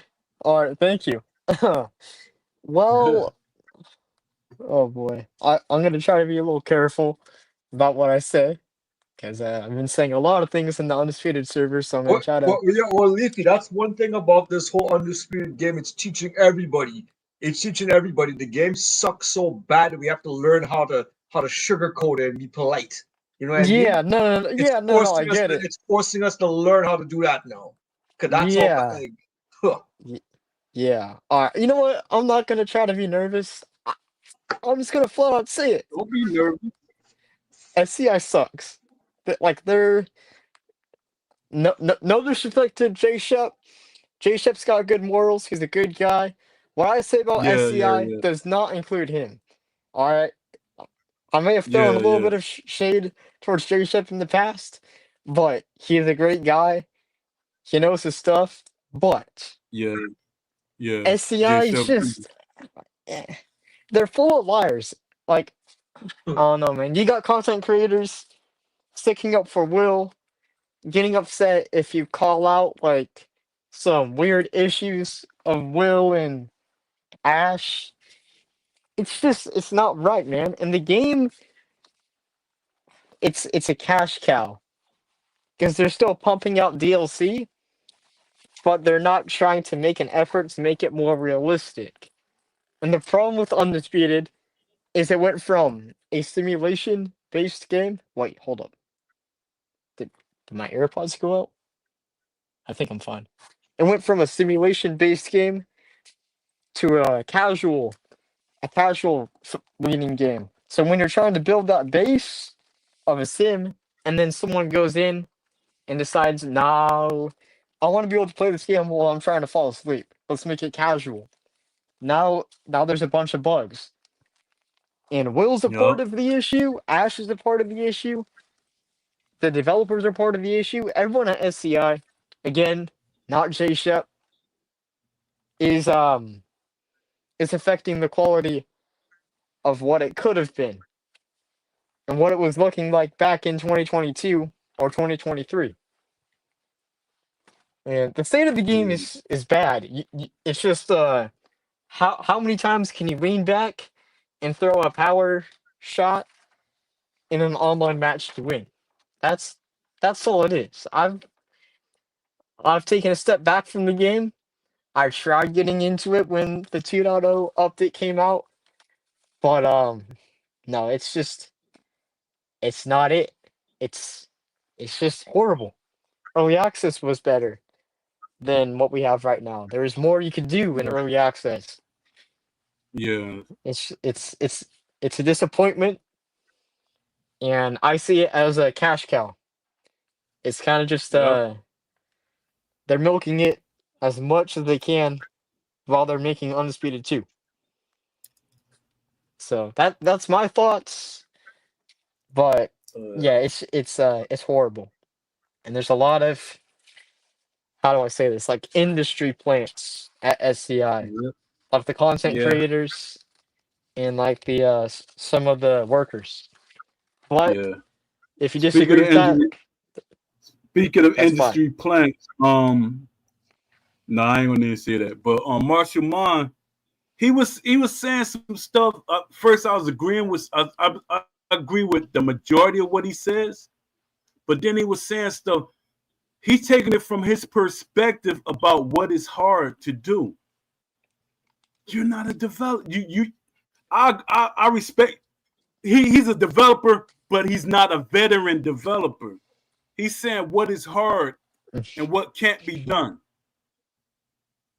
With Then no when I with no proof. when I say yeah, exactly, no proof. And my thing is, I know what can be done. Now, if we come together by you just going by what you experience with what actual developers say, it's gonna be wrong. Actual developers say all these things can be done. It's about experience. And that's what Steel City don't really have. They have a couple of guys that's experienced, which is their fault. And they're gonna blame you because you didn't buy what the game is, that you didn't buy into it. It ain't like you gave us a choice because of what the game is. All right, you go, AJ Pax. I apologize. I don't know. We'll start with the state of the game. If I go offline mode, you play the offline career mode maybe 2, 3 times, and that's it. You're done. You don't want to play it anymore. There's no replay value. It's like when we say bare bones, it's dry. There's nothing, man. It's like it really looks like next to no development went into that career mode. It's like Exactly. It's like it's that bad. One good thing they did with the career mode is I think a good while ago they did make it now that we could customize the roster for career mode. So that's something. Maybe that's a pro. That's something. Fight Night Champion never really. I can't remember Fight Night Champion letting us customize the roster for the No, career that mode. was round 3. I know for round 3, Round three. I forget about 4. I forget about 4, but round 3, I know And you could also to customize. another good little feature they put into it as well was the age progression. So like like when if your guy's like I don't know he's starting off, he's 18 years old, and you're taking too long to get your title shot, and by that time the champion becomes like 51, he's 60 years old, right? So they made a feature in Yeah, that game where at least that okay it'll blur reality that when you finally make it to the number 1 rank and you're gonna fight the champion will still be active then, or what I mean? They'll still be within a reasonable age. So that's one good thing, but that alone can't give you the replay value. There's no cutscenes. There's nothing, man. There's nothing that makes it exciting. There's nothing. I and can't that's like crazy. That's crazy for this time for 2025. Victorious Boxer had an in-depth career mode. The yeah. most Well, Victoria's boxing way over a way intense thing, but this yeah, just on an offline. So I don't know why so many offline players say they what is it they enjoy about it, because I'm pretty sure if we sat them down and asked them about the career mode, I'm 100%, man. A lot of these guys won't 2 3 times. There's no point to play it again, man. But yeah, then when we switch over to the online mode, it's pathetic. Like obviously I'll give them some slack that they don't have an online career mode. That's fine. This is your first attempt at the game, but a simple thing, man. If you're gonna have an online mode and you can't even have proper record keeping, because right yeah, now, not right now, but since beta to version 1.0 up to version 2.2 current, people are quick glitching and they can't fix it, or they don't know how to fix it. It ruined the whole game. It's like you reset the leaderboard for what reason? All the top guys, man. I'll call his name. What's his name? Box? No, not Box. Jab Man. What's the Jab Man's name? Arta Jab. He could be Arta Jab. He could be Arta Power Shot. He could be Arta Straight, whatever he wants to call himself. But Arta Jab. That's a perfect example. Well, they don't care anymore. They're quick glitching, and they're making it seem, oh, well, it's okay if I quick glitch against a fighter, because nobody wants them in rank. But the point is that they're quick glitching, and they're padding their records with wins. And sometimes, and the fact is too, when they quick glitch, they're probably giving the person the quick glitch a loss sometimes too. It's like this has been going on from, let's just, if I'll give them grace that it was happening in beta, but from version 1.0, which got released in October of 2024, up to now, we're in December 2025, and we have quick glitch. The game is not competitive. You can't.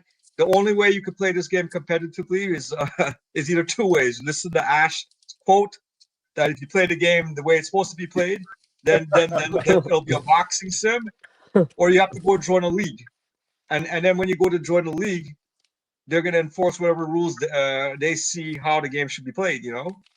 But like in terms of the state of the game, it's got, both online and offline. Based on what I said, that's how bad this game is right now. And I think also too, what also compounds all this is the pricing, man. I think if this game wasn't, if this was a game that only came out, it was like, okay, it's a $39.99 game, $29.99. You won't be hearing too much. I don't think you'll hear as much criticism in terms of what they're doing. But these guys released this game as a AAA pricing, man. Even let's just say forget about all the DLC. This is a AAA game they jump, and it has nothing in it. And right. one last thing about the state of this game. Since this game has come out, they've given us zero enhancements to the game. Nothing. There's been nothing. Not even enhancements. All we get is DLCs. These are just add-ons. These little add-ons, man, and roads. But Yeah. they're not making any They're not trying to fix the gameplay. All they're doing is selling the community on okay, what's that thing they always call it? The tuner, not the tuner update, but what's it called? The balancing game. Everything is a Yeah. balancing. So like the fact that they're telling the computer we're gonna balance this, balance that, but we're not gonna actually come out with a major patch. A patch that has like change the way the jabs are, for example, or change something. They're not patching the game. They're not doing nothing, no enhancements. They have this whole community convinced on Undisputed 2 for Unreal Engine. And the thing is, the community is not even thinking about that. Well, Unreal Engine right now has a problem running on the standard PS5. If anything, Unreal 2 is only going to be for PS5 Pro and or maybe a PS6 launch. Yeah. So like this, everything about this game is really bad, man. And you can't give them the excuse anymore about they're not an indie company. They have an award. They posted their award the other day. They won an award for large studio at one of those video game things. They didn't win no indie studio. They won a large company. We're talking about a large size company, and this is what they delivered. Yeah, that's crazy. Oh, what's called A Smooth said all they did was remove features and gameplay mechanics. That's facts. Ash kind of said it. That's what I'm like wondering why people keep defending the game. They removing stuff and they're not giving you nothing back in return.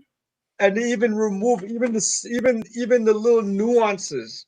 You flash KO a guy to the body, and you're seeing this guy face down on the mat. Like you're not seeing the proper animations. They're so lazy that nobody wants to fix that. A simple thing like that, just to make the game feel more realistic.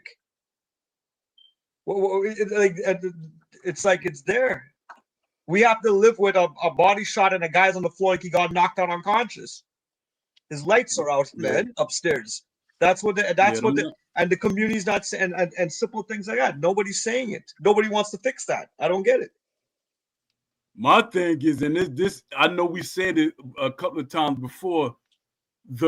When they showed the animation when you get knocked down and they count you out in the middle of the ring or count you in the middle of the ring, that should have been right then and there. Something was wrong because they didn't change it. They felt like it was all right.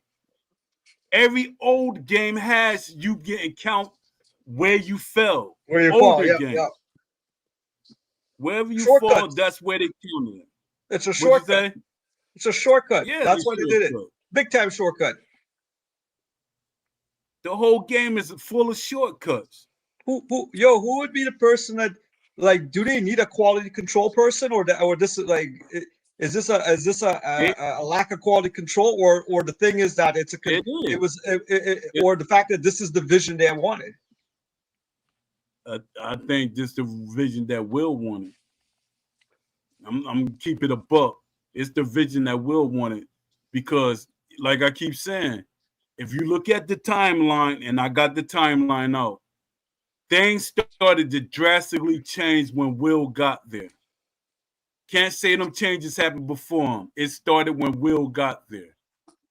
He started telling them what he think works.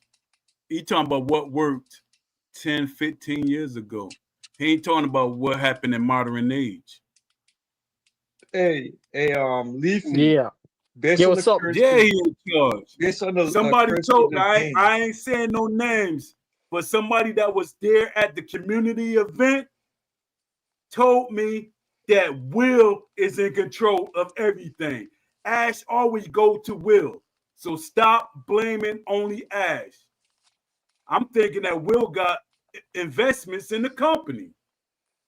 Because ain't no way in the world I own something and somebody telling me what is good for me.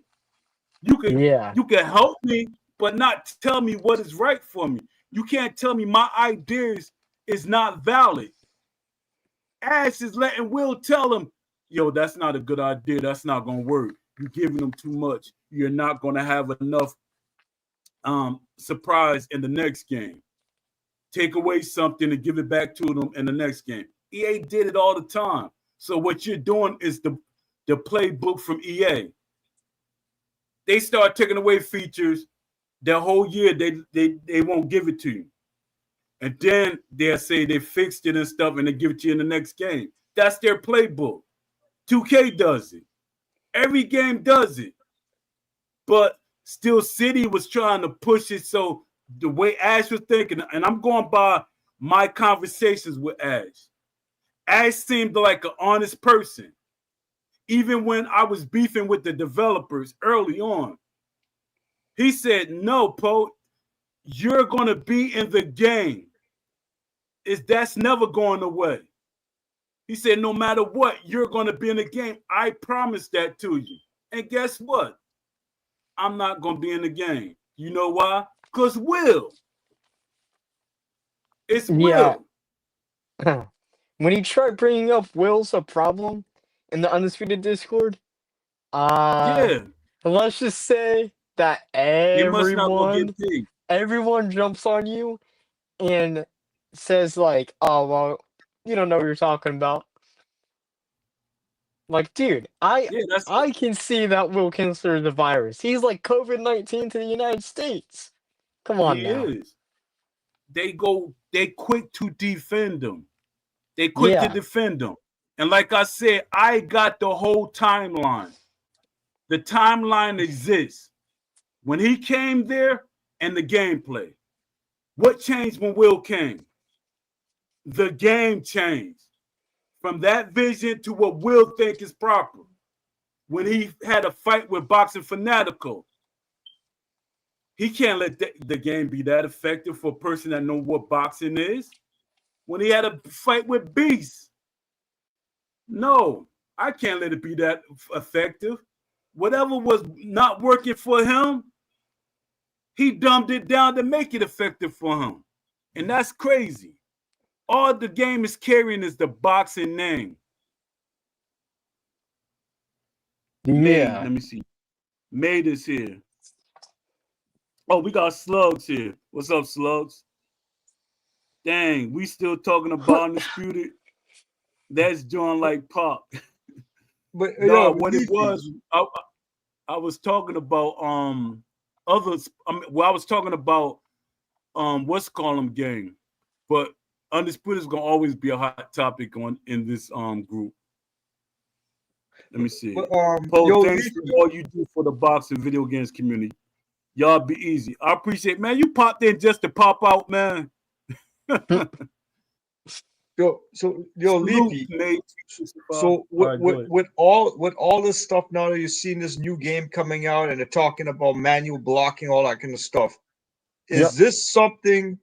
So there was that debate we had way back in the summer or whatever. Are we still at the state that we still should not have manual blocking on Undisputed because of the desync? No, I think it should be online, like for Undisputed. Because when I've played the game online, like, yeah, there's some desync. It feels like garbage. But most of the time when I played online, it didn't really feel too delayed. It was actually kind of smooth. It might just be like my internet connection, but when I played online, it kind of felt like a good experience. But the gameplay mechanics were still horrible. So yeah, bring manual blocking online, but Will Kinsler won't let it happen because he's a casual who came from Madden at EA. So yeah. If Will Kinsler's the reason why they restricted manual blocking, then that tells you something about him as a gamer. Then. As a gamer, like it's especially like sports games. He doesn't want to sit down. Like he doesn't like to lose. He doesn't. Or he doesn't want to sit down and understand how the game works or how do I. It's like that's like I don't know. Like that's one reason I could see why would somebody be against it. Yeah, especially we're playing a boxing game. Yeah, but I'm gonna Yeah. throw a wrench in that. I'm gonna throw a quick wrench in that. Mm. Do you think Mike Tyson should have manual blocking? If Mike Tyson had manual blocking, like full manual blocking, like blocking the side Yeah. of his head and the body. All the movement it takes that everybody keeps saying about manual blocking. Manual boxing has but Mike 6 points. doesn't. But he Well, doesn't like. people block differently though. Like some people try to block the sides of their head and body, but some people just try to put the guard up. So personally, I think it should depend on the boxer. If you're like Mike Exactly. Tyson, That's what I'm saying. It should be the boxer. Like boxers yeah, that they might be capable of doing it, or sometimes it should be attached to a style. Yeah. But you know, What about if we were to still kind of keep it generic, just to make it fit? I want to say like almost like this to make it fit all sizes, kind of thing. But what if the compromise was that okay, you have manual blocking upstairs, but then we resort to if it's blocking the body, just let it do the auto block on that.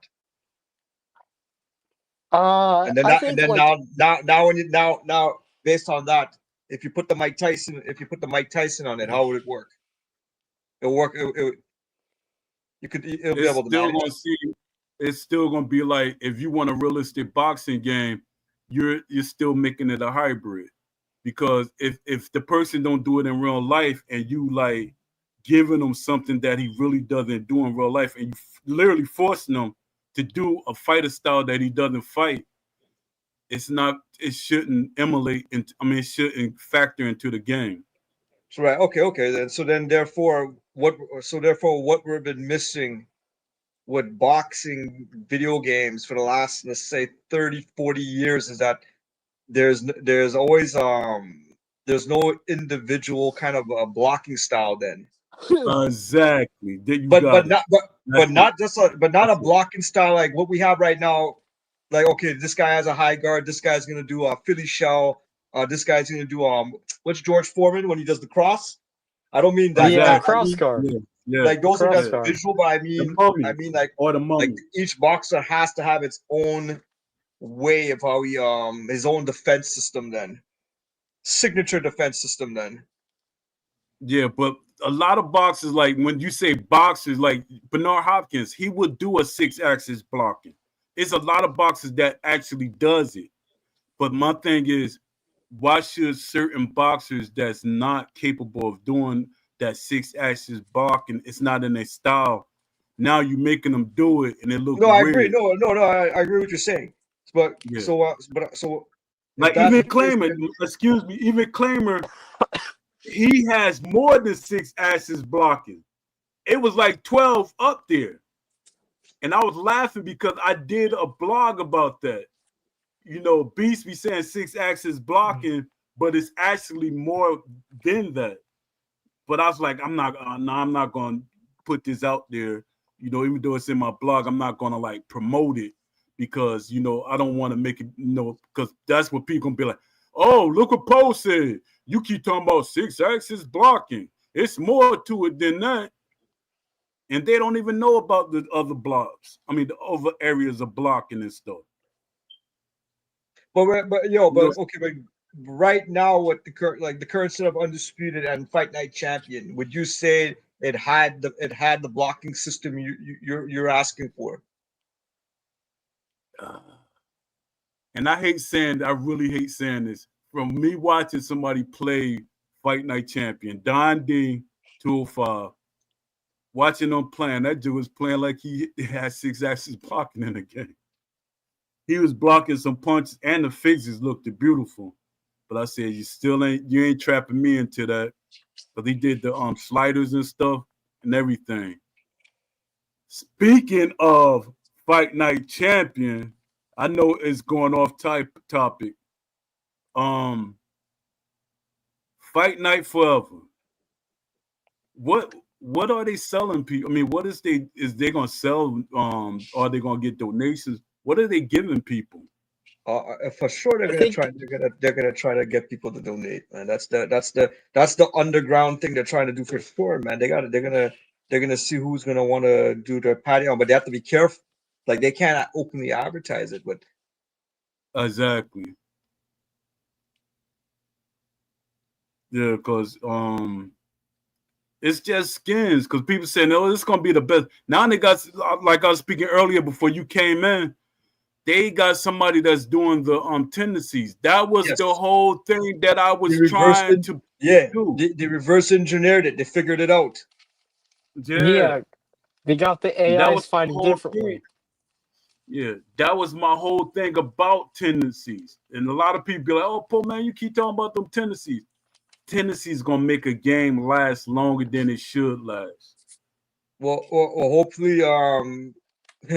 you would figure out Steel City KJ, would right? send some of their guys to go look into it now, so they could kind of get ideas. Seeing that they never program any tendencies into this game, see Man, how it's done still from a pretty EA level. lazy. They lazy. They too lazy to do stuff like that.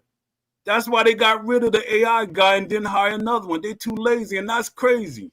They got all that money and got lazy. Yo, how It's like yo, you should how is it want more. how is it possible that going back to Will, his whole gaming resume is really Fortnite, nothing to do with sports games, right?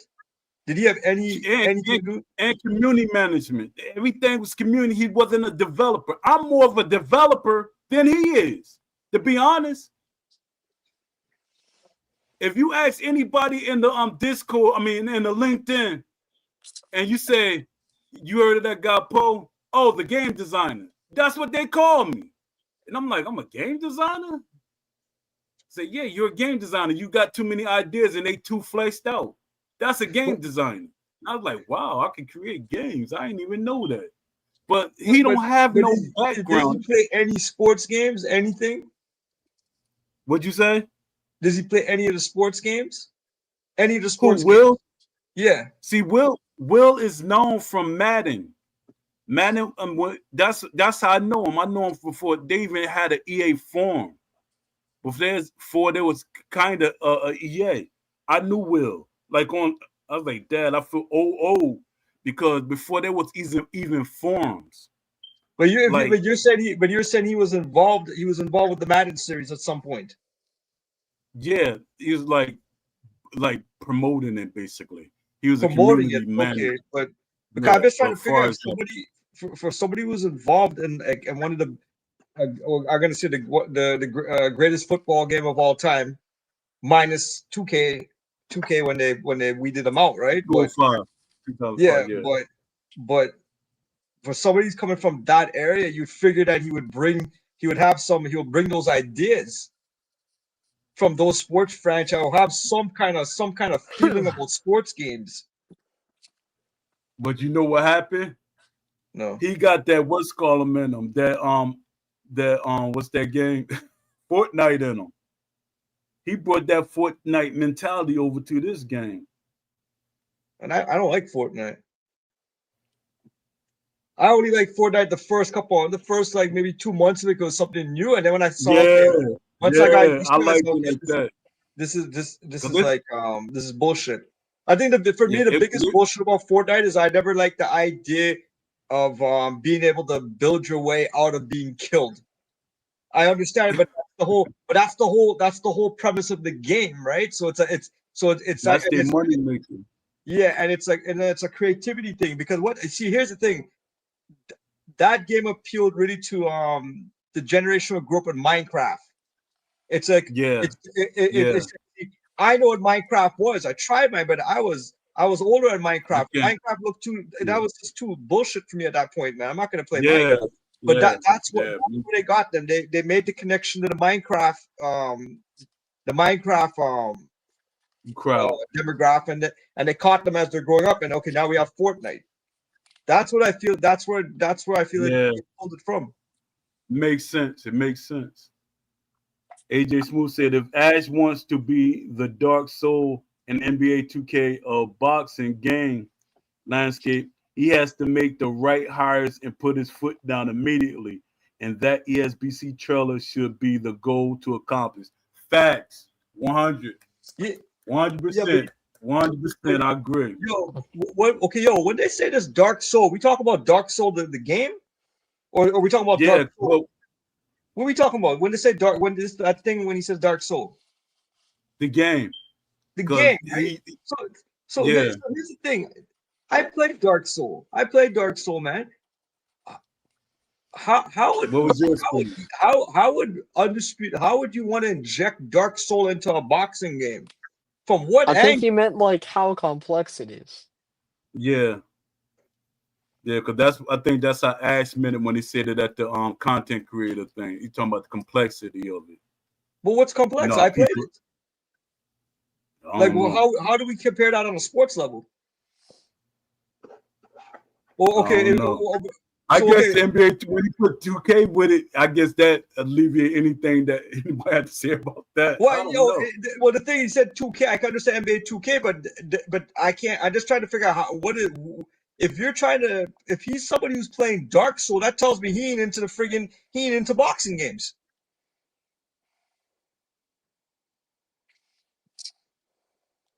I don't know. I don't know. Like really, if you played Dark Souls, you like I played Dark Souls. I can't see the connection. Is there some kind of parry system in Dark Souls I missed? Is that was he gonna get? Was he gonna get the parry system from Dark Soul and put it undisputed? I don't know. I guess then I don't know how in depth the game was. So that's what I was getting from it. Or you Like, can have even the career mode because Ash was talking highly about that career mode at one point, and it seemed like it got shut down. Do they even have the you could walk through the gym in the career mode? okay, no, okay, I got you now. So okay, No, I don't think so. I haven't seen stuff Oh, about see, that. Like you can't walk yeah, around the gym and train. yeah, and that Ash is pushing that, and Will told him don't talk about that. Wow. So that means it's Will that made the career mode what it is. Because Ash told them not to even talk. I mean, not Ash. Will told them don't even talk about the walking through the gym and stuff like that. So he kind of shaped. He had a big hand in this game. Yeah. Soulborn gender in general. Soulburn. What the hell? Let me see what Soulburn is.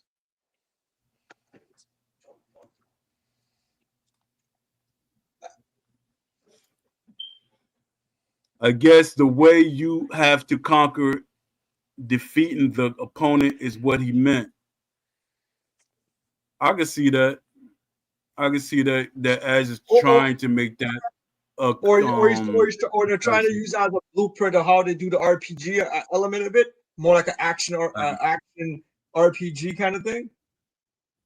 I can see that because that's Ash said that heavy in the beginning. So he said this is going to be like a RPG, have an RPG element in it. So it And didn't have that in the game. So well, the that means thing, Will took that from him. well, the whole thing is we're adding points to our guys, right? That's the RPG aspect of it, I guess. But what's lacking with that then? What we have right now in terms of that career mode? Why is it No, so? Why is it that boring? game ain't no RPG game by no way. It's more a tech sim. Like when it comes to certain things, I play tech sims and I play RPG. It's like I wouldn't even say it's a Basically, hybrid. basically, your guy doesn't feel like he's growing. You know he's not like it's. You don't feel like okay, you're adding points and he's actually something is developing. Like your character's not developing. He's And that developing was on done paper, better. And but that but was but done better in Fight Night Champion, and that's crazy. Even though I don't like the game, I saw when I played, seeing what's gonna play it, it looked it good.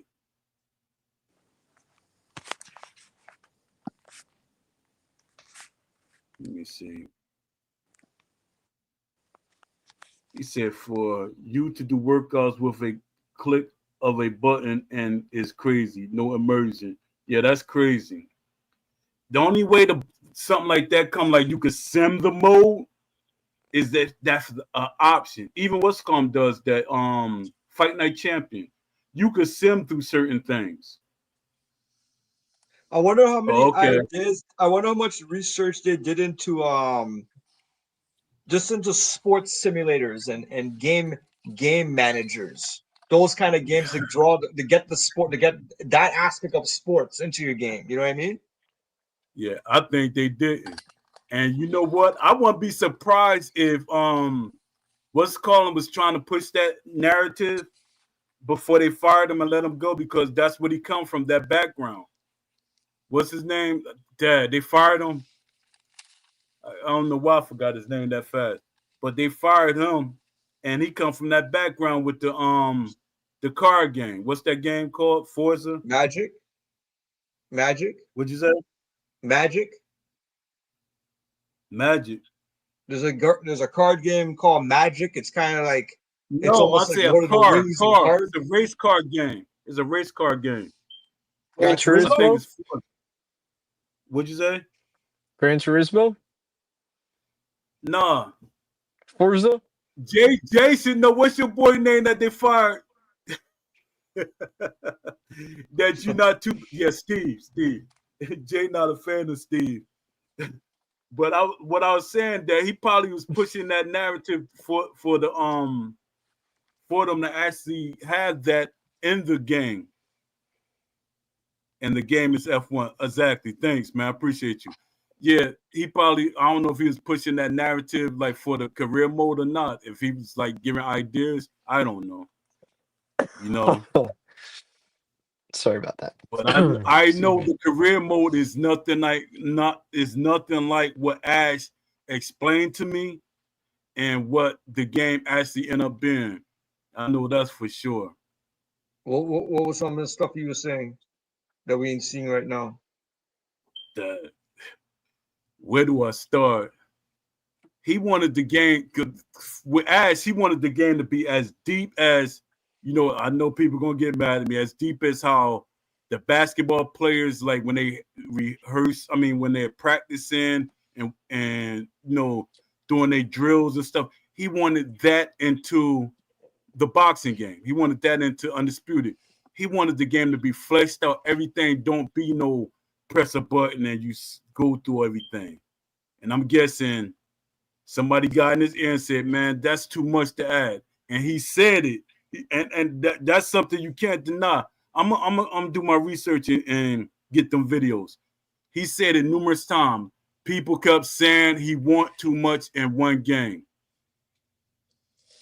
And you know what a couple of developers said? Ash should have fired them. Whoever questioned that, they should have been fired. It's his game. Agreed. I agree with that because of that game, like the fact that from beta, they've did zero development since beta. There's nothing. There's nothing to show from beta up to now. Nothing besides DLC. That's the only thing the beta didn't have was DLCs. They couldn't sell DLCs in the beta. Oh, thanks, Jay. Jay confirmed what I said. He said it, but something changed. I don't know if it was this is my thing. Everybody they got somebody to blame, but I'm blaming off the timeline. But it could be the publishers, the investors. It could be even the other two veterans that they hired, which came later to me. They came much later than once things actually got wonky. Not taking blame off him, but I'm more than sure they're getting that funding had a lot to do with us never seeing that stuff. I never heard that.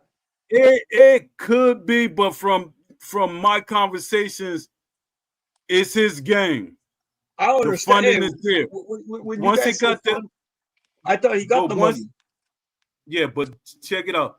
But once they said, once that video went out, that should have been the game that whoever funded the game wanted. That's the game that they supposed to wanted. But things start changing. Something happened. Once you say this, like they saying, how you get money? Like I put the post up. How do you get money? How you get funded for a game? Your prototype is what gonna get you the money. Whatever your prototype is, that's how much money you're gonna get. Which I wonder why he didn't pick Turkey. Maybe you can tell me, Jay, but I don't know. Once, why he didn't pick Turkey to fund the game. Turkey wanted to fund the game. This something I know for a fact. Buddy ended up picking the 3 investors from the UK. Plus, he had the former boxer. He funded. He's the original funder of the game. He funded the game first, and I don't know what changed because Turkey wanted to fund the game. He kept saying that in interviews. He wanted to fund the game, but they lowered his position. As isn't majority. I know that he's not. As not the majority owner anymore. Was the game underfunded? Was they underfunded? Yeah, no. But I don't think it was. I don't know how you trying to say. So they got all the funding. So wait, they got all the funding they were supposed to get, or they were supposed to get funding that never came through. That's what I don't understand. I think they got all the funding they needed. Turkey gave him like a bunch of money. I think it's more. I think it's more not. It's the funding is not the problem. I think it's the qualified people to do what they needed to done, and what version of the game that people wanted. I mean, what the developer. I mean, the people that's funding the game is doing. Let me see. Hold up. Let me see. Oh yeah, I know that for a fact. Usyk manager. I know he's one of the funders. The Norris manager finds the game as what? Yeah, I knew that. I met him in Vegas. Well, a Norris manager. Yeah, that's one of the reasons why they got his stuff in that studio. I knew that for a fact. See, I be doing my research, Jay. I be doing my research. Jay, are you shocked at what you saw on Truthbound? I've been waiting for Jay to make a video on Truthbound. I've seen everybody drop a video, but I haven't seen Jay drop the video yet, so I don't know. Everybody is wondering what's going on, Jay. What, man? But I didn't see nothing from him, so I don't know. And Truthbound might be really the truth. That's why we ain't hearing nothing. No. But a lot of people wondering what's going on, Jay. We want to hear first here. I think he's working on a lot of stuff. Like videos from like November. That's why he said he wanted to do a reaction. But I'll accept that, Jay. But you gotta say it. No, but you know, it's all with me. It's all fun and jokes about certain things. Ash isn't majority owner. Let me read this. Ash is the majority. There we go. That's the answer. I won't get to see my favorite. I won't get to see my favorite video be released. Yeah, Jay. That would have made my Christmas if that video got dropped. That would have made my Christmas. I was trying to protect you from scrutiny, man. No, but to each his own.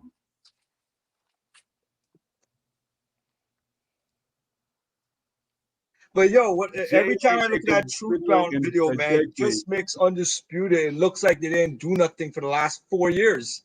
No development, nothing, man. They haven't made any enhancement to the game. It's just bouncing updates. That's all it is with some DLC. Yeah. And you know what's the funniest thing to me? When I looked on LinkedIn, you can see who watches your videos or your posts or anything. I get a lot of people from Steel City. I'm like, yo, didn't Ash block me? Why are y'all following me? Why are y'all looking at my stuff? And they be liking, some of them be liking it. And I'm like, what the heck is going on here? That should be weird. Hey, so with Undisputed 2 going over the Unreal, does that mean also too they'll use the same development crew, the same like Will? Would he also have that same position he holds now as they go to Undisputed 2? Would he be the main guy again? Like, does he carry over? That's a great question. Because when he came in the studio, everybody didn't accept. I mean, in the Discord, everybody didn't ask the right questions, and Will know how I work. I build up to a question, which I should have fired off immediately. I build up to it. Will, wasn't you the one that started? Technically, Will started. That's one thing he could say. Will started all this content creator groups and stuff. The content creators. He started that movement. That's Will. You could take credit for that, Will, but I know how it works. That's why I never was a content, was the game changer. I never was a game changer. He asked me numerous times. I said no, because I do not want to be forced to help the company lie. That's one thing that I'm not going to lie. Let me see what Jay's saying. Let me see what interesting stuff Jay's saying. When someone invests X amount of dollars, I assume they want their profit. My thing is, I agree with you. My thing is, once Ash sold 1 million copies, he should have paid the investors back. He had enough to pay them back and have plenty of money for his game. He should have paid them and let it be his game. But I think Ash is a little scared to do this game by himself. At this point, he could have got the team that he got now. I mean, the veterans. They could have explained to him. The investors, their thing is how we can make more money. That's their thing. From my research, they're all about money first. Everything else doesn't matter. DLC, they're going to keep pushing the DLC. But my thing is DLC is going to keep selling. Do they got 2 or 3 years to think about porting this game over? Is the game still going to be alive to keep funding the studio? If not, it's going to be a long holdback, and they're going to owe the investors so much money, they're never going to pay them back. Because if you got 3 years, and if the DLC doesn't sell, they got the investors got to give them money to pay off them boxers, because they're not selling the DLC to compensate for what the boxers think they should get. So that's a lot of money. Yeah. So that's a lot to think about. Hey Jay, do you think it was a smart business decision by CSI not to invest in dedicated servers for Unity and just move the whole thing over to Unreal? Cause I'm kind of curious how come they never attempted to set up any dedicated servers. This game should have at least a life cycle, at least 3 All right, I years think I'm or gonna more. head out for now, guys. This is All right. or this was a I good show, appreciate though. you being here. Hey, anytime. Yeah, I'll try to be here more consistently. Like I've been getting back into it, Right. like the routine. At But least two times a week, at least. all Especially right, this month. yeah. All right, man. Be easy, man. Hey, you too. Hey. See you, Poe. See you, JFX. See you, man. All right. But yeah, man, like why didn't they, like, to me, they never attempted to set up any kind of dedicated servers, and if my estimates are right, you won't see a Undisputed 2 until 2028. Maybe even to see like a demo. So how come from now, from 2025 all the way until then, look at the gap. How come they're not attempting to put some dedicated servers? Oh yeah. Hold up, Jay. I got a couple of questions I want to ask. You said I want to know what actually, when you talked to Will, why didn't they actually sign more than just a marketing deal with Riyadh and Turkey instead of just letting them? Because from the interviews, like when he had, I forget his name, the African guy, he's African from England. When they had a conversation, Turkey, like he literally wanted to be an investor of the game. When he talked, everything was like he was like really a major part of the game. But the marketing aspect, it's like that's not really a major part of the game. He wanted to be literally kind of hands-on more, and I think he felt some type of way. That's why he pushed more on this Dimps now. Because he, like, when he said introduce Dimps, it's like now look, it's like, I don't know if that's how he took it, but it's like now look, they let me be a part of the team, like actually let me be hands-on with my ideas. make it the way we want it to be. And I'm still not sure if it's going to be a realistic game. I think it's going to be more like victorious boxers, and that's me guessing, or it could just be a Street Fighter game.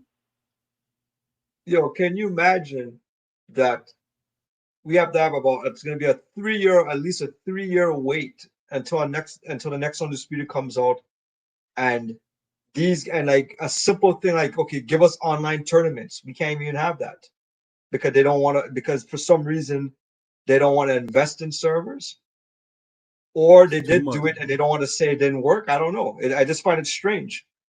How can you have a game be? How can you have a game and all these things, little things like that, and you just don't want to fix it? Yeah, that's crazy. And my thing is, I think the whole thing around is like, it's everything started becoming a rush. Everything is rush. We want this, we want that, we want this. And my thing is, they didn't do their history. They should have seen how is their when they got these publishers and investors, they should have did a background on them. And my thing is, I would have went to Turkey first. That was my first choice.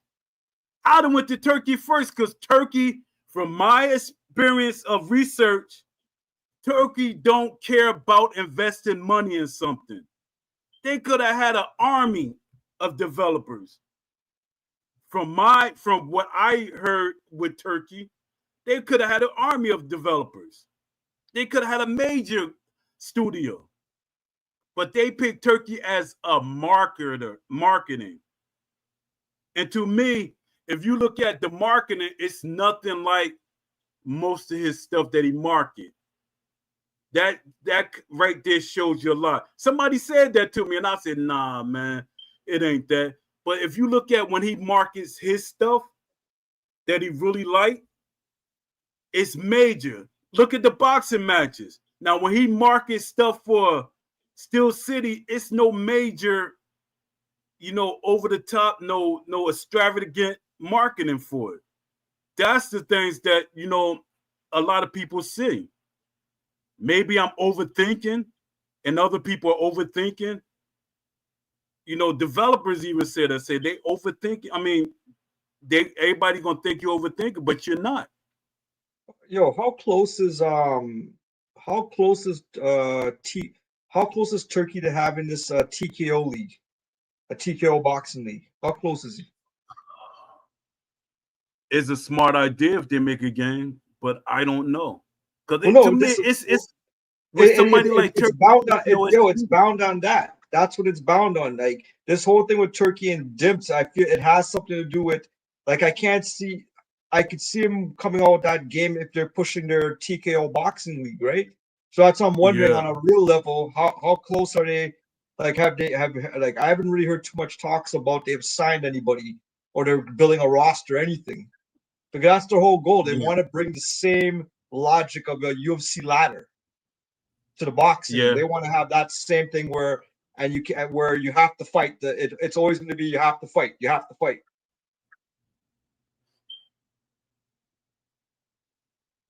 So that's the thing. Once they bring that, whoa, check it out. Hold on, check out what Jay said. My phone died laughing out loud, but at that point, they were already a new owner of SCI.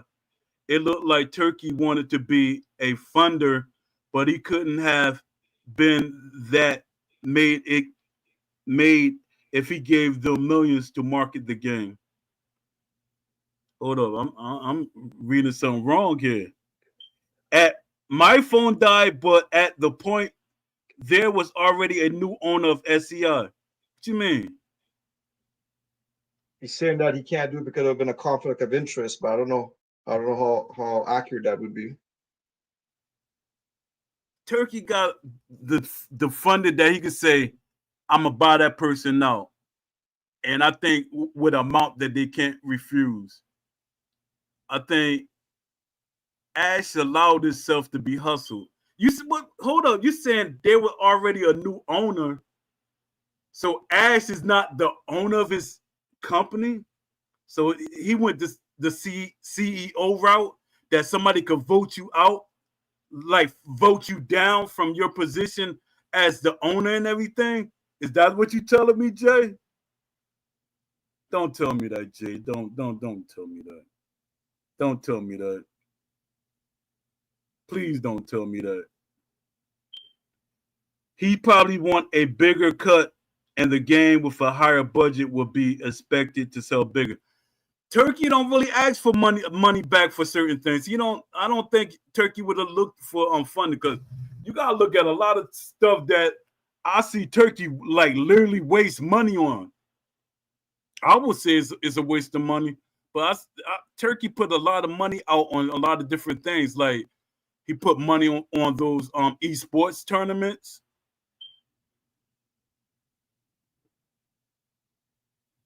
You brought that interview he did with the African dude on Dance. At that point, Ash and his brothers was already out as owners. So I'm assuming that's why they went with a marketing deal instead. Oh, Dad. Jay, man, you telling me too much, man. So Ash not really the owner of the game anymore.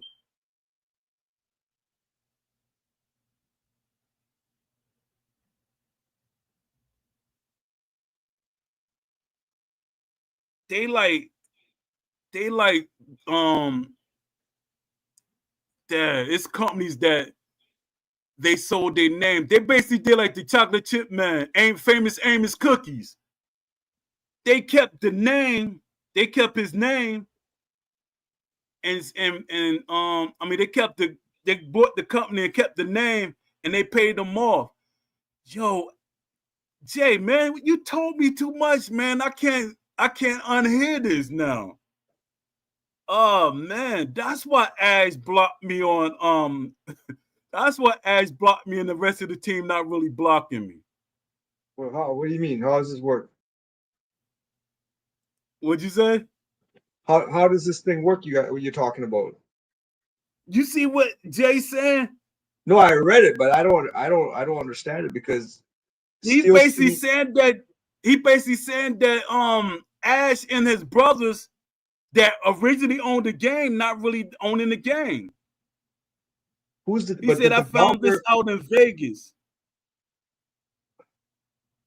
and in the UK. How you find that out and I didn't find that on public records?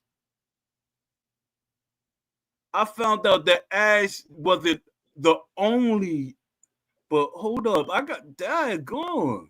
Somebody out researched me. Wow. They still have a say in the company, but they're not the owners. Hold up. Yeah, but what company are we talking about? Steel City? Yes. Yo, man. You kind of broke my heart, and I wouldn't be saying that. Dang, man.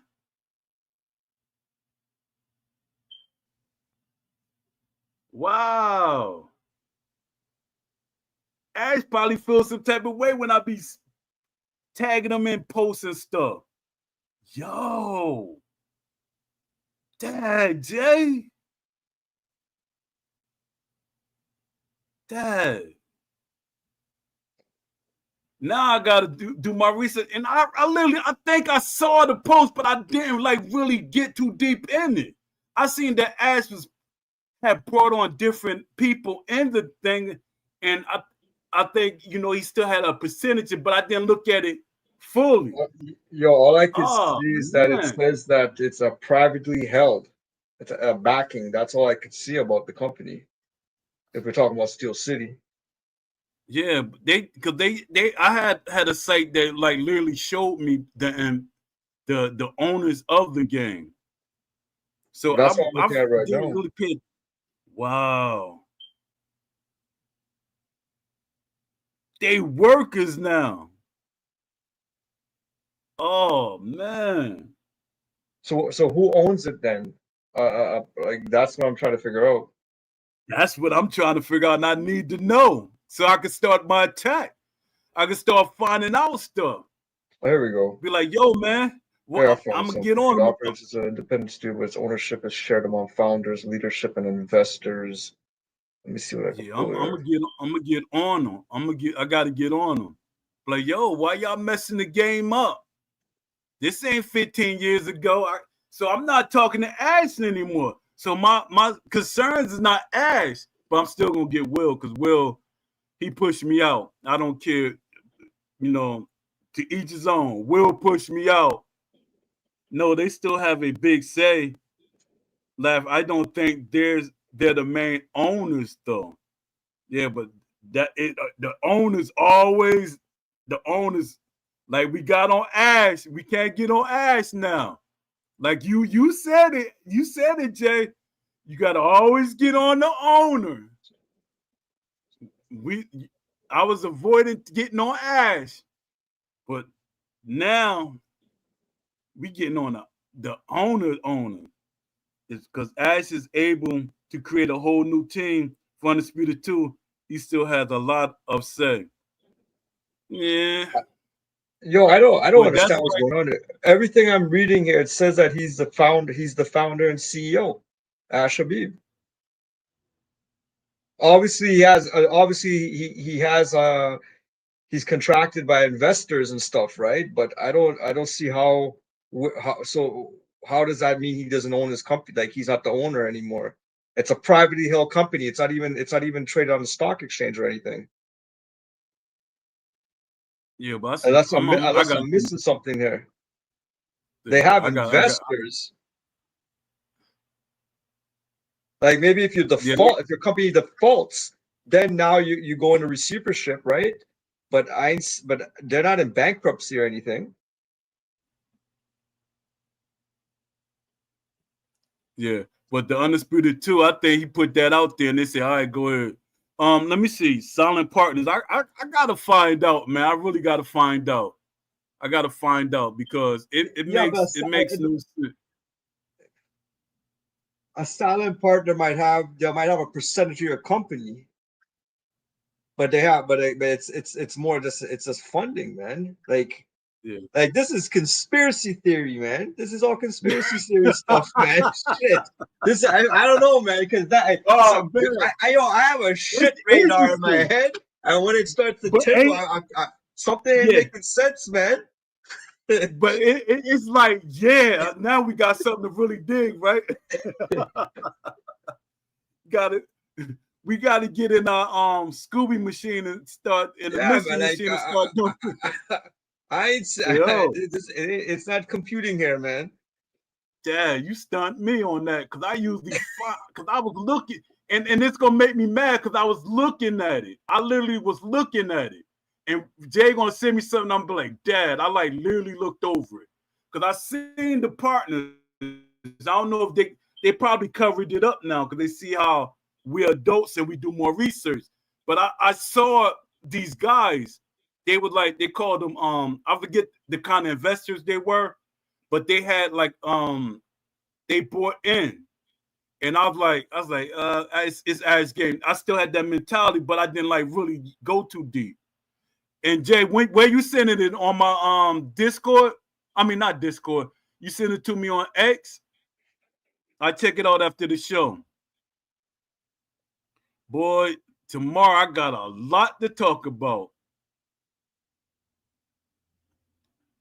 Undisputed 2 was pushed by Ash a long time. Yeah, Ash already had, but Ash's original vision wasn't Undisputed 2.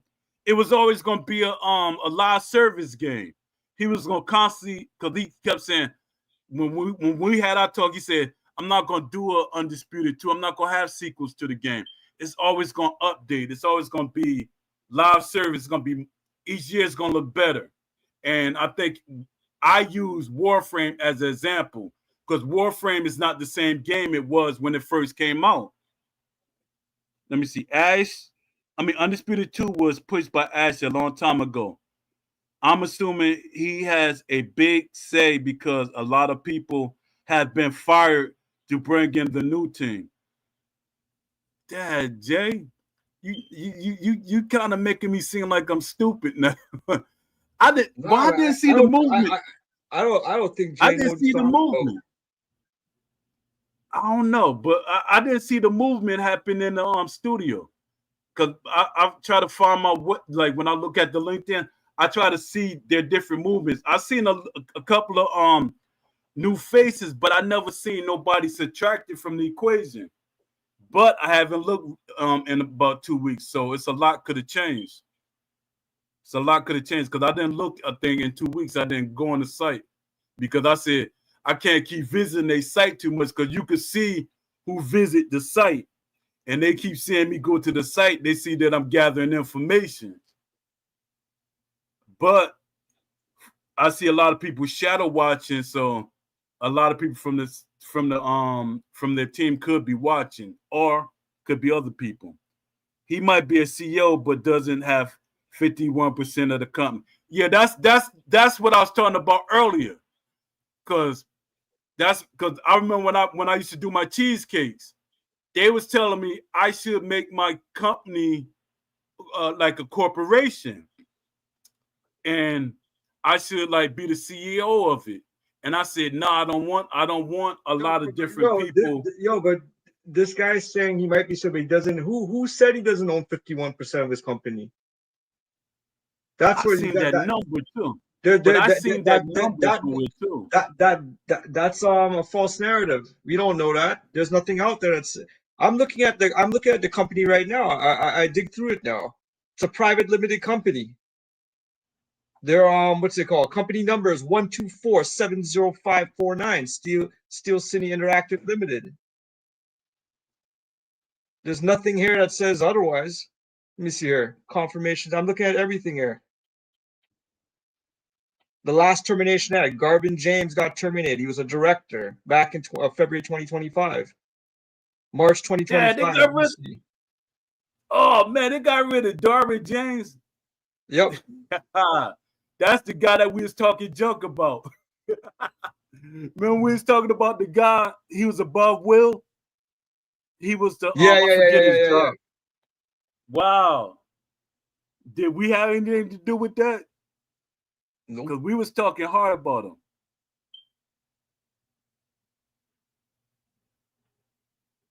For real, Dad. So this stuff happened at least less than a month because I was looking at the team and but I did like a month ago. I say a month ago, and I was like, Dad, they had like I say about 5 new faces. I didn't know they started getting rid of people like that. You know the funniest thing? They ain't get rid of Poe. They ain't block him yet. Ash blocked me though. A CEO doesn't automatically own 51%. That's what I meant. Dude, you know what, man? Whatever. I don't think Jay know what he's talking about. I'm looking at all the corporate files there. I'm seeing friggin' his Ash's brother, what's his name? Arshib Habib. He's signing on all these documents, man. Like they own the damn company. There's no What year? What year says? As of let me see here. The last document I saw this guy sign was February 2025, the 18th day of February.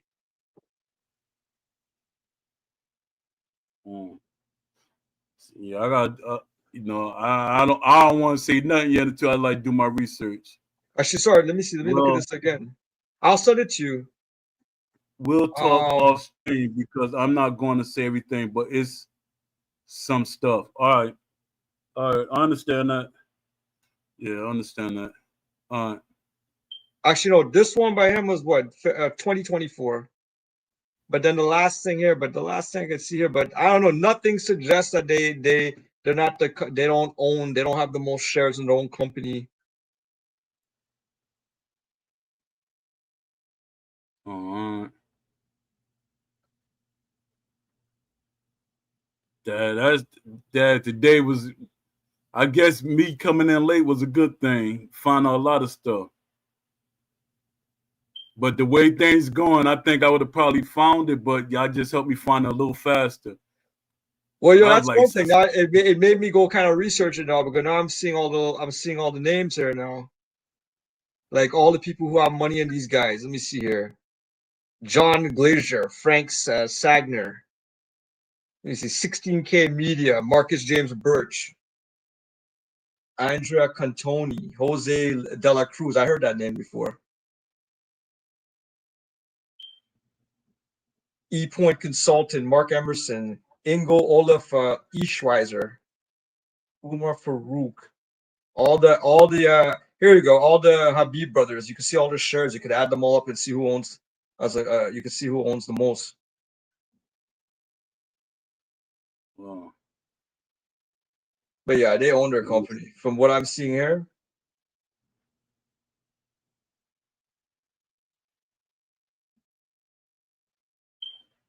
The heck?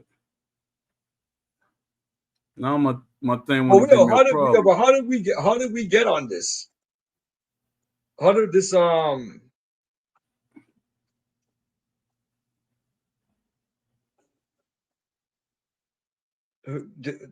what's his name? I think Jay. He said that Ash is no longer the owner of the company.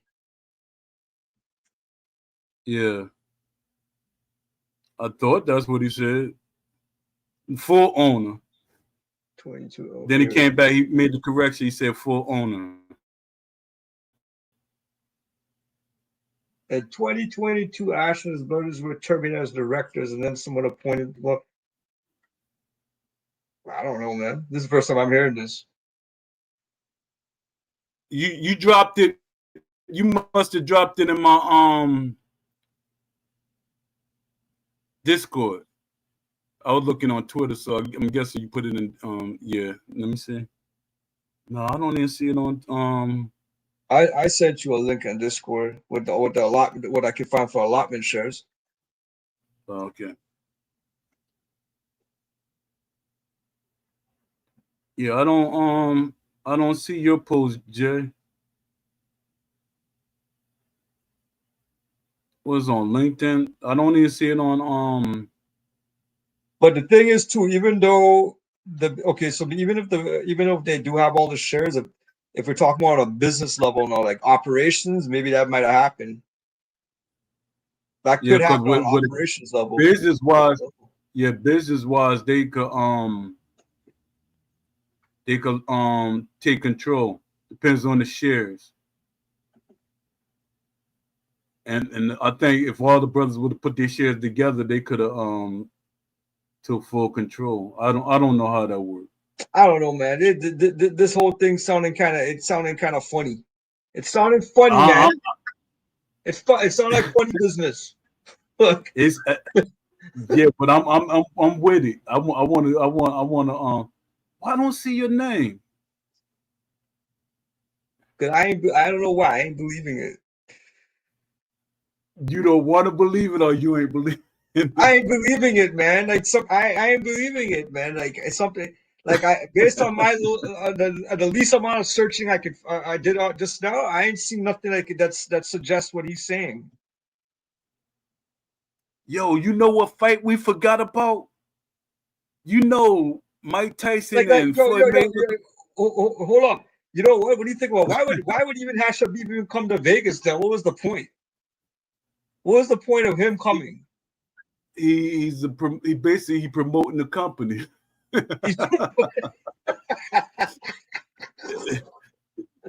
I seen that happen plenty of times. He's promoting the company. He like by him coming there, everybody was waiting for that moment, man.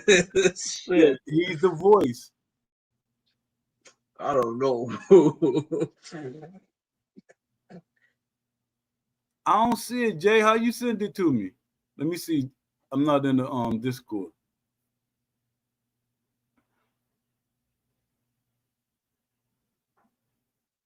Let me see.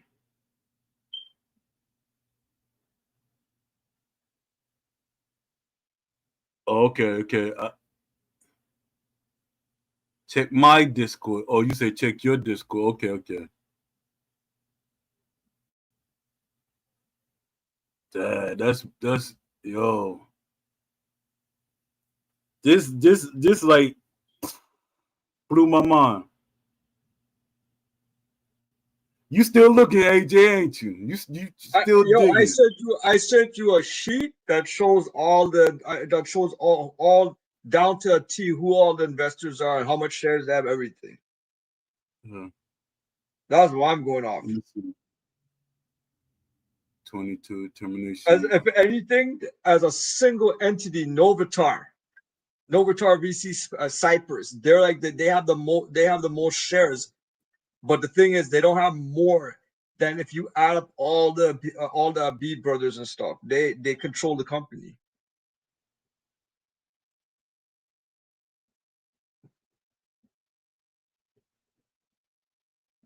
Let me see. I remember seeing this too. But Jose But De I La never, Cruz, I never, man, he has I a never lot of paid stock in attention this to thing. it. Significant control.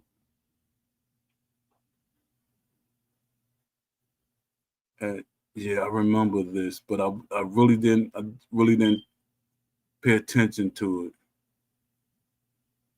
I gotta do some more digging though. Yeah, Jay, I see what you're saying. Who is this other guy? Because I know the younger brother. He's young. I think he's in his 30s. I forget his name. That's his name. Arshid Habib. I seen a different name on the team. Is Arshid. There's three: Arshid, Assad, and Asif. Assad. Oh, Asif. But who's Arshid? Is that Ash? Probably. Because it got Assad. Assad is the older brother. Arshid, is that Ash himself? Then Asif is the younger brother. I don't know, Jay. You brought some stuff that you got me digging. Now I'm about to do my digging after this show. But what is it exactly? What'd you say? What is it exactly that it's depicting?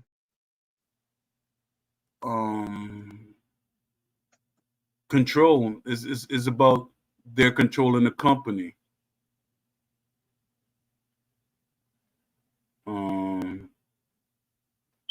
Yeah, I'm not gonna go too deep into it right now. I might make a show about it, you know. Yeah, they do have You know, yeah, Ashton's brother do have combined. They have the majority shares, but separate they don't, right? separate they don't. Novator. Right. Who has the most? Novatar? Novator is that company that gives them the money. Novator is that company I've been tweeting all the time. Yeah. I started when I stopped. I was Yeah, like, this joke that's is dumb. Oh, okay. Yo, thanks, Jay. You brought you got me on my let me see. But Ash and his brothers have the majority shares. Yeah, altogether, yeah. I understand what you're saying. I wasn't saying that. I was saying that Ash about his brothers don't have control when it comes to decisions of contract. That's something that we should have been talking about AJ Pax, because like I was saying, Ash is like he's like timid. To me he's kind of timid, and he probably gave him creative control. He could be the CEO all he wants. If he signed a contract, he could sign over control. So does that absolve Will Kisner of everything he's done?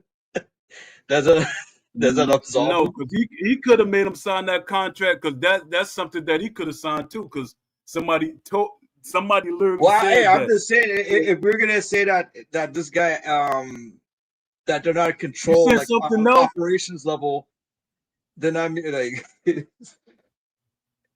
Dad, Jay, you got us on our grind now. I'm trying to build up the next show. And I think this is gonna stretch out the rest of the week.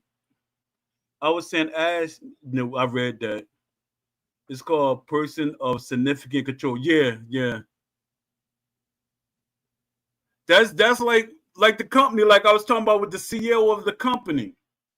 The CEO of the companies, they just by name, it's their company, But you got all these people that's in the company. They bought shares into the company, so it depends on your share. But then you gotta look at when those people combine together. If their share is more than yours, and if you sign a certain contract, they control the narrative of the company, and you got to take the weight of it. That's that's a lot to digest. That yeah, that's a lot to digest. You hit the Scooby Doo mystery thing on us. They had the Will Kinsler mask on and pulled it off, and it was somebody else. But I'm still getting that Will. I'm still getting that Will because he's trying to act like I didn't help him get that job. And then he tried to shut me down. He tried to silence me. But I appreciate you, Jay. Appreciate you. Yeah. That ain't gonna mess up your your your standing with Still City by saying certain things. That's why I like rather for you not to have spoke about it openly and let me do it, because what they gonna do to me? They already pushed me out. Doggone hip hop gamer. He's supporting other games. He ain't even talking about Still City, but they scanned him. They ain't scanned Poe. And I saved that. I saved that email. And I saved that in DMs. Have you ever heard the name Frank Sagnier? Yeah. Well, what happened? So when I looked up here, it shows that as of I'm guessing September 2022, there's 0 persons that has with significant control. But previously was all those Habib brothers. But when you look at all the officers now, you see that guy, that named Frank guy. He's an active. All of them. Actually, no. All these guys are active directors in the company. Who, the brothers or Frank? All of them appointed. Yeah. The directors, Ingo. I don't even know these guys. Ingo Ishaweiler, David Gardner. Oh yeah. Rashid Ingo, Habib. Frank. I think Ingo. That's Usyk. He got something to do with Usyk. That's Usyk, man. Assad Habib is. Oh no, he resigned. Assad Habib resigned. Asif resigned. It's interesting, but this guy, Arshad, that's Ash probably. Yeah, he's still a director. So I guess maybe he's dealing with all these different directors.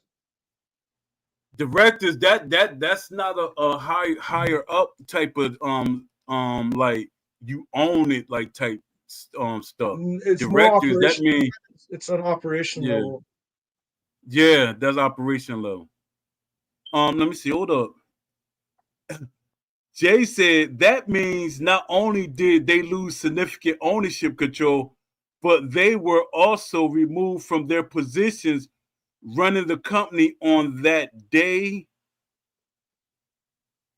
Have the termination filing confirmed that they stopped being legally responsible for managing or making decisions for the business. Yo,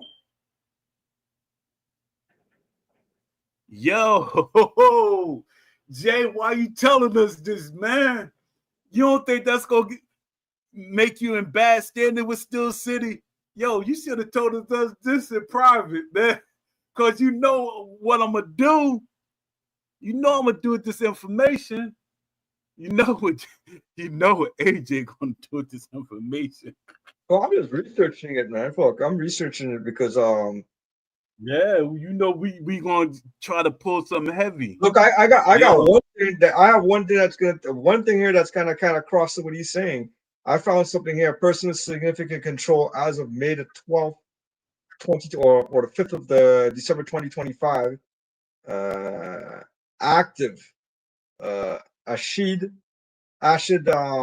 Habib since February 2020. Oh, there you go. Remember, you were wondering how old Ash is? He was in 1981. He was born 1981. 1981. Yeah, Ash, he's 44. He's an old head. Ashad Habib. It still says he's active. So I don't know, man. The brother Assad, he's the older one, and he actually has game intelligence. Dad, they sold the company to a cult. Now, Dad, Ash, you should have said something to me. Stop. He shouldn't have blocked me. He should have said, "Po, it's not the same. It's not the same. I made a mistake and I sold the game." That joke ain't even. My thing is, I just want the game. Let me get on them. Let me get on these jokes. You think they sold it? They sold their shares, or they sold. They sold their creative. They sold their creative rights. Somebody said that earlier, and I said, "Nah, man, they ain't sell their creative. They just got the people there. Nah, they kind of sold their creative control." Dad, gone. So okay, so then who controls the game then? It sounds like they do as just a spokesperson. Okay, but if that's the case, who's the person who's controlling this game then? Who's the leadership then? We've been asking that question for for almost a half a decade. Yo, that's what now I gotta keep looking. I gotta keep looking. You know, it's like a mystery. What's going on? If anything, that's crazy. There's one PSC. There's one PSC, but I can't figure out the name. But there's 4 officers. David Gardner, he's a director and an investor. Ingo, director. Frank, a director, and then Ash, director. So those are your 4 guys. So director don't mean like that's not a high priority like over everybody type job. Well, I'm gonna say the way they're doing it, maybe it looks like director might be the highest, and they got 4 directors, but there's one PSC, but I can't figure it out. PSC. That the person, what do you call it? The thing Jay was saying.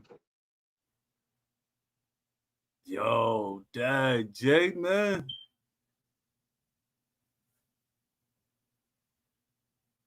Dad, Jay. So who's calling the shots on what get done with the game? Yeah.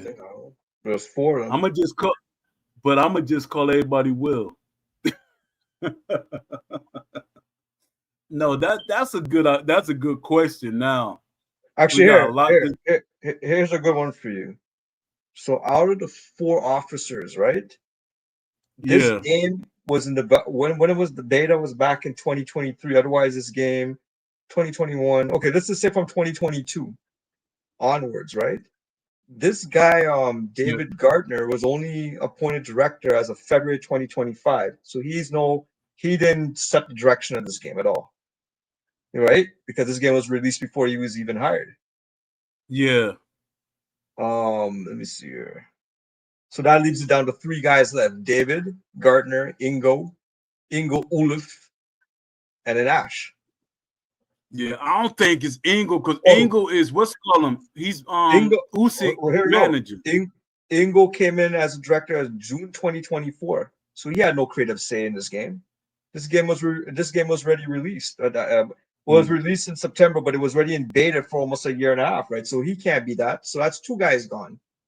You don't have to. Ingo's out. Yeah. And who's the other guy? I said that it came. David got an Ingo out. So there's only two guys left. It's Frank, and it's Ash.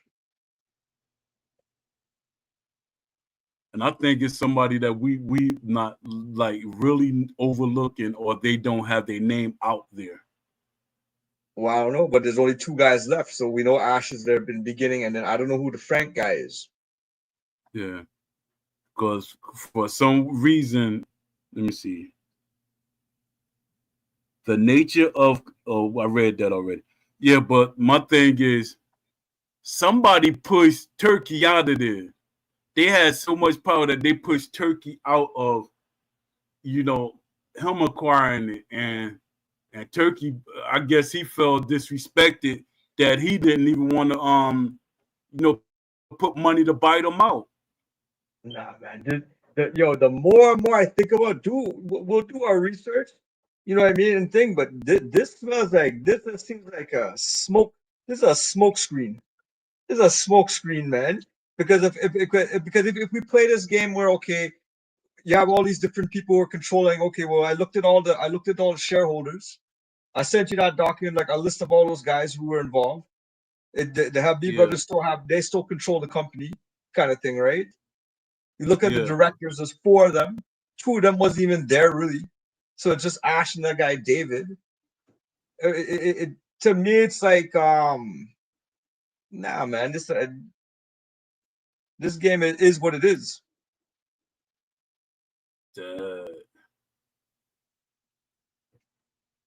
Just knocks the wind out me. I'm like, yo. Let me see. Be on here all night. Yeah, let me see. But this show went longer than I expected to. What time is it? It's about to be 10. It's about to be 9:30 here. I've been on here for 3 hours. No, 2 hours. No, 3 hours. There. Yeah, I'm about to end this show, do my research, have something. But Jay, daggone Jay, you must be mad at Steel City or something.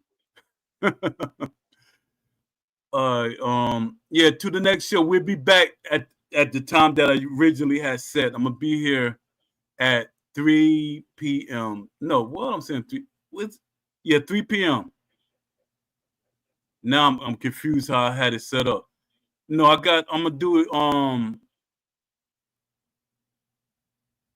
be here at 6. I'm gonna do the show at 6. So David Gardner appointed February 24th, 2025. He has no real say. Well, he has a say, but so everything points back it's Ash. Yeah. Frank is the only guy. He came on what? September 15, 2022.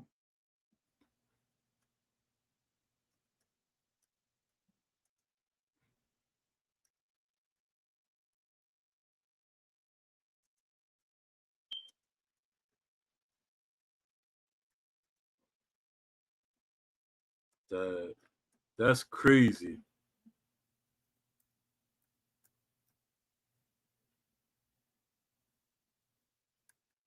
Let me see. Doing some. Let me see.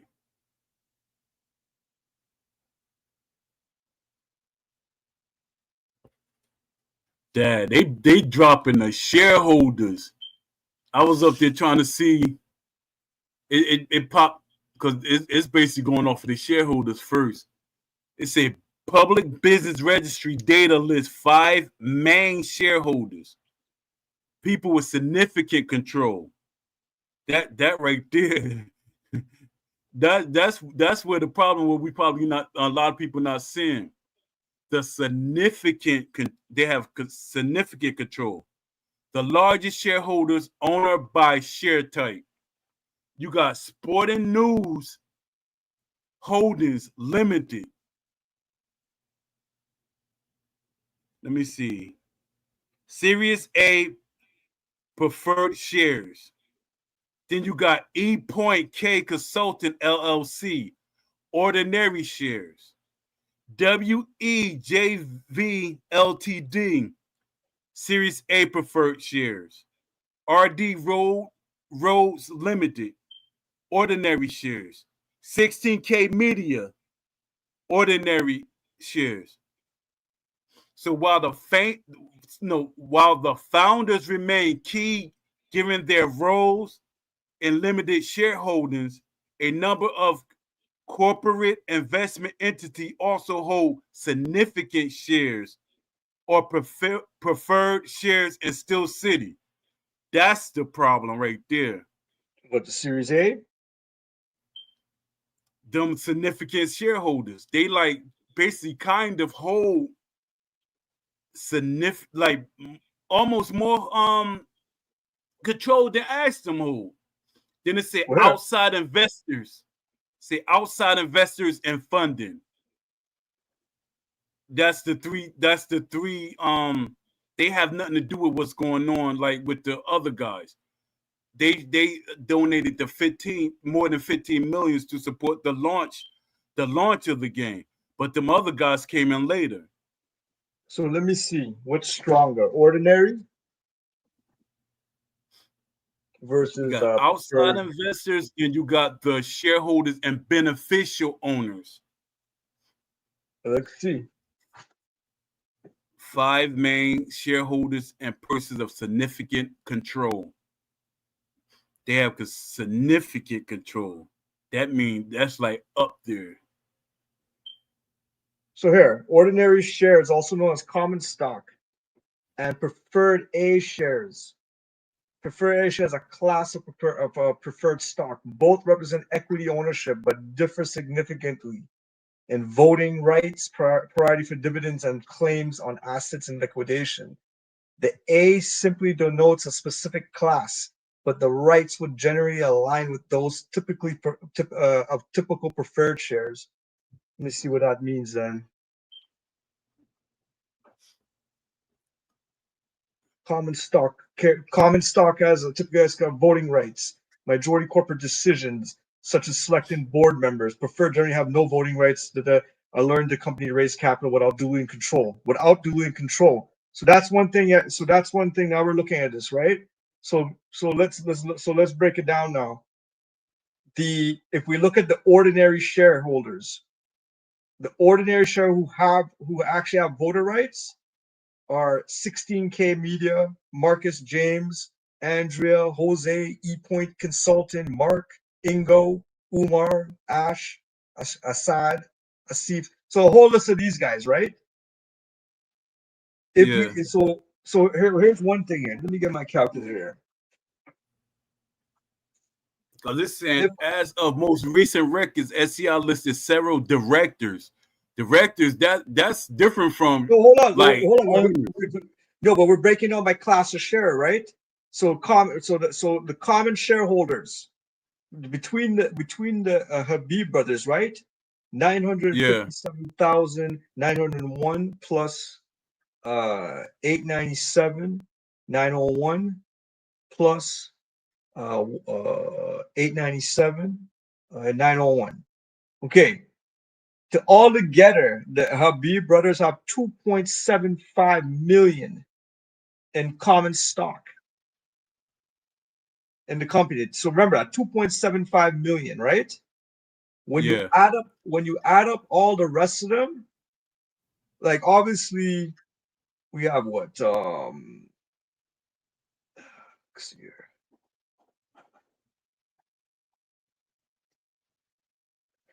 Obviously obviously when you add up all the rest of them, they'll have more, but those are separate entities. But them by them, like as a group, they have 2.75 million. But the thing is, the rest of them do have more. I would say more common stock then.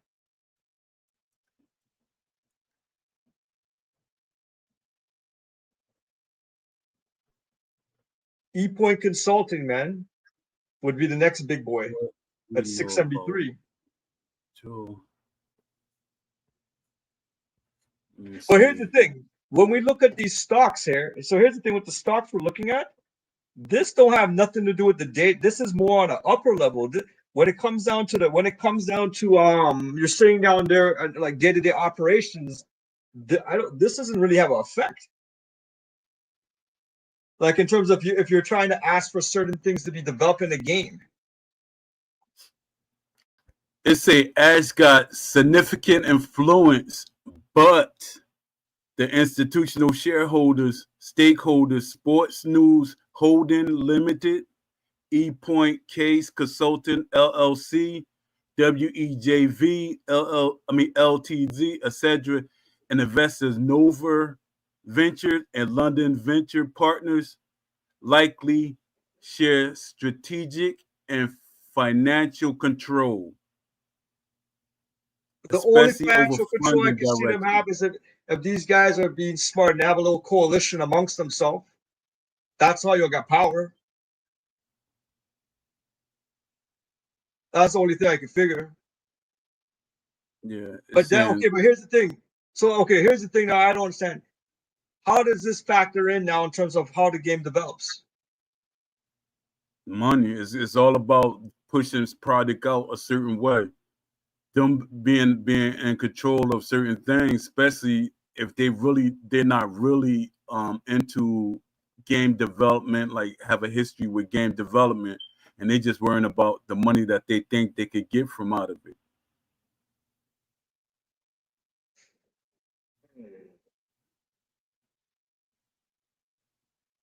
It say because the company is privately held,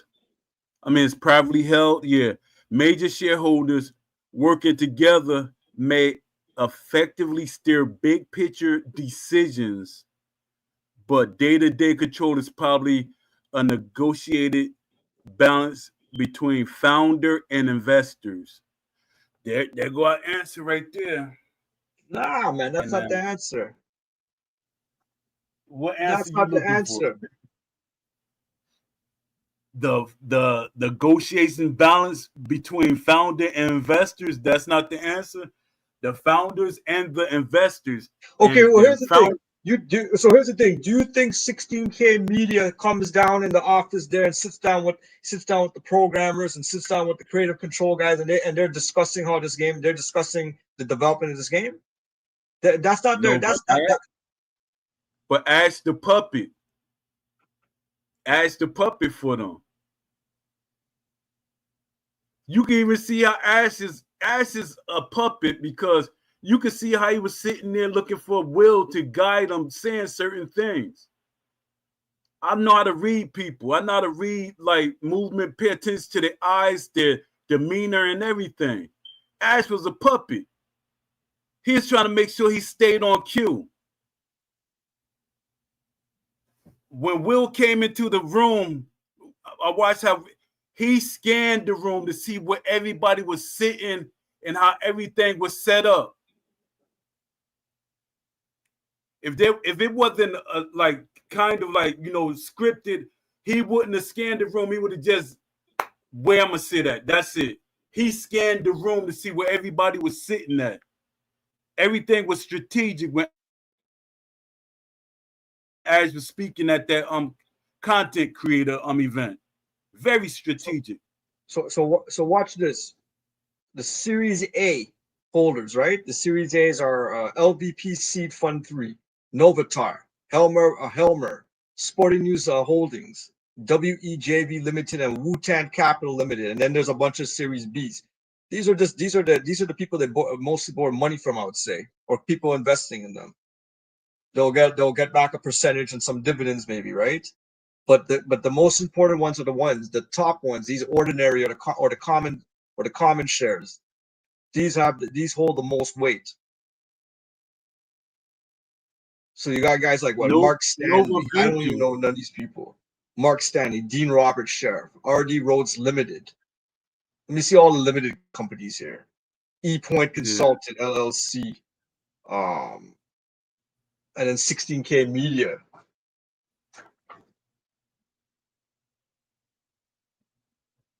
I just can't see how any of these guys probably lower level. But no, What'd you say? all these guys with the ordinary share, the common stock, I can't see how they can influence the development of a game. I can't see it. No, them I don't little guys, understand it. they just getting money. They're not influencing. It's the big guys. Like Sporting News Holding, that's a big company. They have significant amounts of money. Sports News Holding, look them up.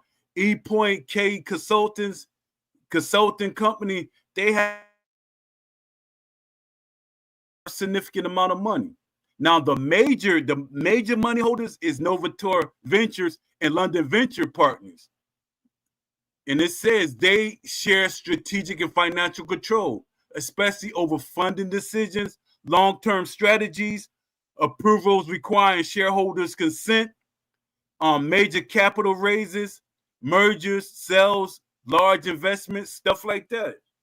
So they'll have an influence in the boardroom. They'll have it not from the boardroom, but from the boardroom into the development room of how a game like they don't have no knowledge of it. Like when I think about like how can they be like they're making a boxing game, but how can they come down and say okay we want it to be done this way or it shouldn't be like the whole idea is that they're investing in Steel City because they're supposed to know how to make a boxing game.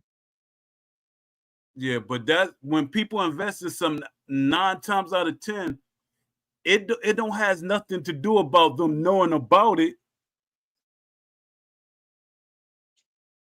Do they see money in it? It's like they don't gotta have no IQ about what's going on. I think like it's like two of the companies actually know, like Play On, they're the publishers, they know about video games. And I So think watch I so, okay think so was it Nova Kid Ventures, one of them know about video games. nah, they're just capital people, man. They give out money. That's their job. But But but here's the thing. Can, can, can, they can, funded other companies that made video games, so but they have here's the something. thing. Can this connect? So based on what we just learned, right? Can this connect Yeah, to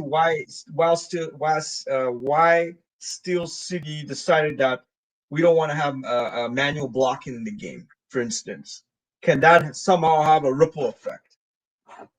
no, I think what happened is their thing is we trying to make the game as simple, and that comes back. People don't want to put will in the occasion. He said, well, since we got all these, we trying to push money out fast. We don't need this and we don't need that. They start stripping the game down, and they think it's going to be a bigger money maker in part two. But you know what's going to happen? They're going to be sadly awakened because you're a strong game makes a better game. You usually come out swinging harder in the second game. But nah, I don't think they're gonna have that same momentum they had, because the momentum, they don't have no more momentum. Well, here's the next question. With these people we just discovered, man, well, you answered all the questions. The whole thing is that they're removing everything. They're removing everything. But are they removing everything under the advisement of these people, or is this, or is it, or they're just removing out No, of no, stupidity? That's the thing I don't that get. was, but that's the inside thing. Their thing is, you know what? We're gonna make money now. We remove stuff, and we're gonna make even more money. That's a talking point to keep them on board. But my thing is, you a smart person, you got to think. I'm thinking as a businessman that actually own business. You once you get the money to start, you get rid of the people that's feeding off of you. You pay them off, but it's like Ash scared to pay them off, like he's like kind of stuck. You pay them people off, and it's your game now. You make the game the way you want it to be, and you get rid of that sidekick that's giving you a headache, that's causing trouble in your on your team, that's agreeing Man, with I the don't know. I investors. I don't know why, man. I just feel like this just smells like a smoke screen, man. It just something smells fishy about it, man. Something smells fishy. This just smells like some kind of scapegoat story, man. I really don't feel and let I don't know, man. I gotta dig more into it, but I just don't feel like those people upstairs came in and meddled in the game. I don't feel they meddled in the game production. It doesn't make sense. If okay, yo, if anything, if anything, if we were to say somebody meddled in the game production, because I see his name here, the Ingo guy, Igno Ishwaler, he has 19,897 in common shares in the company, and he's a director. He's one of the officers right now, right? Yeah, I don't even know why he got it because he's all he is what's called him manager. He's but that still don't mean nothing because you could still have other jobs besides being a manager. He's Usyk manager. He's Usyk's manager. Okay. Yeah. And what's funny, Yeah, I kind of feel some type of way because I was talking to him before Usyk was in the game. Because I was telling him about Undisputed. Daggone, I'll be stepping on landmines trying to help people get do stuff. Landmines. Because I was trying to get Usyk, and I guess he's like, oh, somebody making a boxing game? Let me be a part of that. yo, I'm telling you, I'm not seeing the connection, man. Yeah, Here, I okay, got it big. What you was found? that? Here, What you found? You found? No, and here's another thing too. So we're okay. So okay, let's just say what Jay was saying is correct. The Ash, who runs, I guess, Steel City, who's a director there with a couple other directors, he cannot do what he wants to do. How do we know that? We just have to go with it. Yeah, He but couldn't. I He seen couldn't fix. He could. Hey, he couldn't fix quit. He couldn't fix a quit glitch because he had because he's they're telling him, oh yeah, don't worry, let's not invest in servers because we never had servers on Unity before. Let's see how this works. No, we're just gonna go straight. We're gonna invest this money to go read we're gonna spend all this money to redevelop the game on a new engine so we could test out dedicated servers on that platform. Like, I don't know.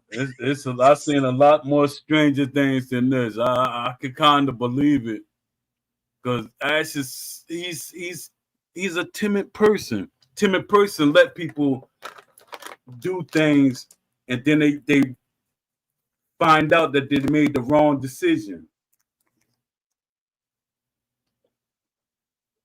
That's crazy. But I'm gonna still do some digging. I appreciate Jay bringing that up, though. Dad. I don't think in me. If anything, it helped me know a better understanding of the corporate structure. That's about it. Until I Yeah. figure out more, but I'm not seeing how this is directly influencing the development of a game. But in a way, it Or is it that it did influence it? Okay, we're going to Unreal 2. That was the corporate decision that was made. We got to go to Undisputed 2. Is that and that's it? yeah. For one, I guess they say, well, the graphics will look better and, this and that. Technically, Unreal Engine is like for the game, like even other developers are saying it. To be on Unreal, they could do more of the things that they should have did, which I doubt they're going to do. It will look better on the game. Even if it's an arcade game or whatever, it's going to look better. So I guess that's why they're moving. And their thing is, I wonder did they fire aimbot? Because they firing Joker. Yeah, that's who I should have asked Jay. Jay, you still here? Did they fire aimbot? Because aimbot is a Unity guy. Jay, He's you the guy. still here? He's the main developer, right? He's the main He's programmer. the coder.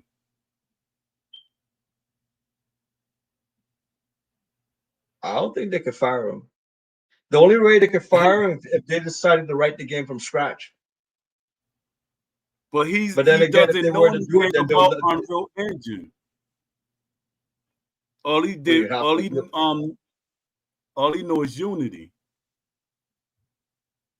But that's What's okay. up, But if that, Gorilla? Ghost Gorilla? but yo, if that's the case, then that means they have a that means they have an arc. Then they can go with a new developer, or they could go with a new person to program the game, like a lead programmer. If you're not, if you're saying he won't be able to handle Unreal.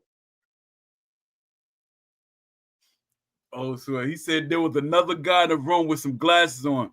That's the one that Will was trying to say that everybody mistaken though. I forgot his job. I think he a creative director.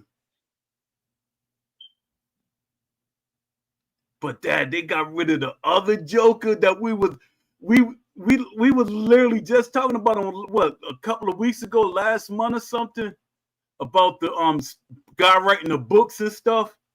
Yo, they not playing. Yo, I'm seeing right on LinkedIn, Ash, co-founder and development director. Development director. So we have development director, right? Yeah.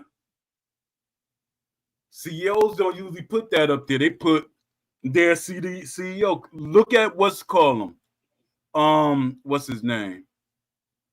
Zelnick. His name is Dad, I forget his first name. But Zelnick, he's the owner of 2K. He put that he's the owner of 2K in his LinkedIn profile.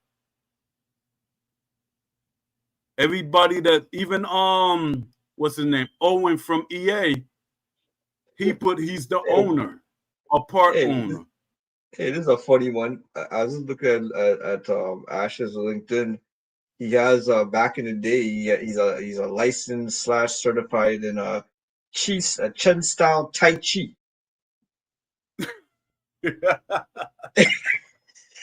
Why did I miss that before he blocked me? Why did I miss that? Tai How Chi. did I miss that before he blocked me? That would have been funny. That's interesting, man. Yeah, it is. You made me forget what I was You looking know what for. I find interesting because when I used to train and stuff, I would always run into there would eventually be a sect like within the Kung Fu world. They'll have these guys and they take Tai Chi, which is like usually you see Tai Chi, you'll see people kind of doing it they'll do it kind of you'll see them do it in the park and stuff, right? Yeah, yeah. It's like a not even an impact, but it's like an art itself. But you would always run into them where they somehow they found out the fighting version of Tai Chi, man. So anyway, I don't know. That's my thoughts on that. Sometime I don't know, Yeah. just kind of that we're making a boxing game kind of thing. So I don't know if any of the Tai Chi would have channeled itself into the game. You ever heard of Yeah, Tai because Chi he's bubbles or Gong Fang bubbles or something? I forgot what it's called. But this whole yeah, my idea brother. of taking you could channel energy. You know, like Star Wars, like Yeah, how to throw yeah, the yeah, force around. In Tai Chi, they have yeah, that same kind of idea where you could they call it a key or they call it something. And if you go yeah, on kid. YouTube, you'll see people when you brainwash them under that, they'll fuck when the master like when the grandmaster like he just snaps his hands and he just kind of throws the chi at you, you'll feel it and you'll fly back. Something hits you, man. Yeah. I'll send you some of that shit. It's just funny, man. No, my brother was deep into martial arts, and he with the chi and everything like that. Yeah, It's because money it making. was one guy. There's What'd you money say? to be made. There's an area of money to be made down there. What'd you say? There's money, man. There's some money. There's a lot of money. The money to be made in the Tai Chi world, or in the Kung Fu martial arts. Yeah, I put up a post about that. About and on the Discord that got a lot of views too, because nobody's not really making. I'm talking about not like Tekken and all that, just martial arts like them old. I don't know. Are you familiar with the drive-through movies back in the days, like Five Deadly Venoms and stuff like that? Yeah, I know Five Deadly Venoms.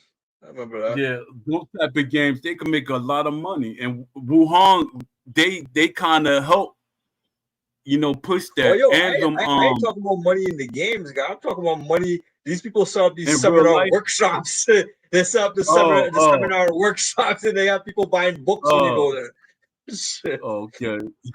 Talk about real life. The way they clean house, Undisputed 2 actually might be good. But salute to you, Paul and AJ. Y'all, see y'all tomorrow. All right, A Smooth. I appreciate you coming through. Daggone. Yeah, I'm about to log off too, AJ. All right, all right. I'm gonna send you some Yeah, but stuff, but we gotta figure this thing out because yeah, man. I don't know why, but I feel it's like yeah, it does exist, but I feel that they're trying to make it It's like more to it. they're trying to make it seem more than it is. Yeah. I'm digging. I'm about to start digging. All All right, right, man. man. See you later, man. Peace. All right, look.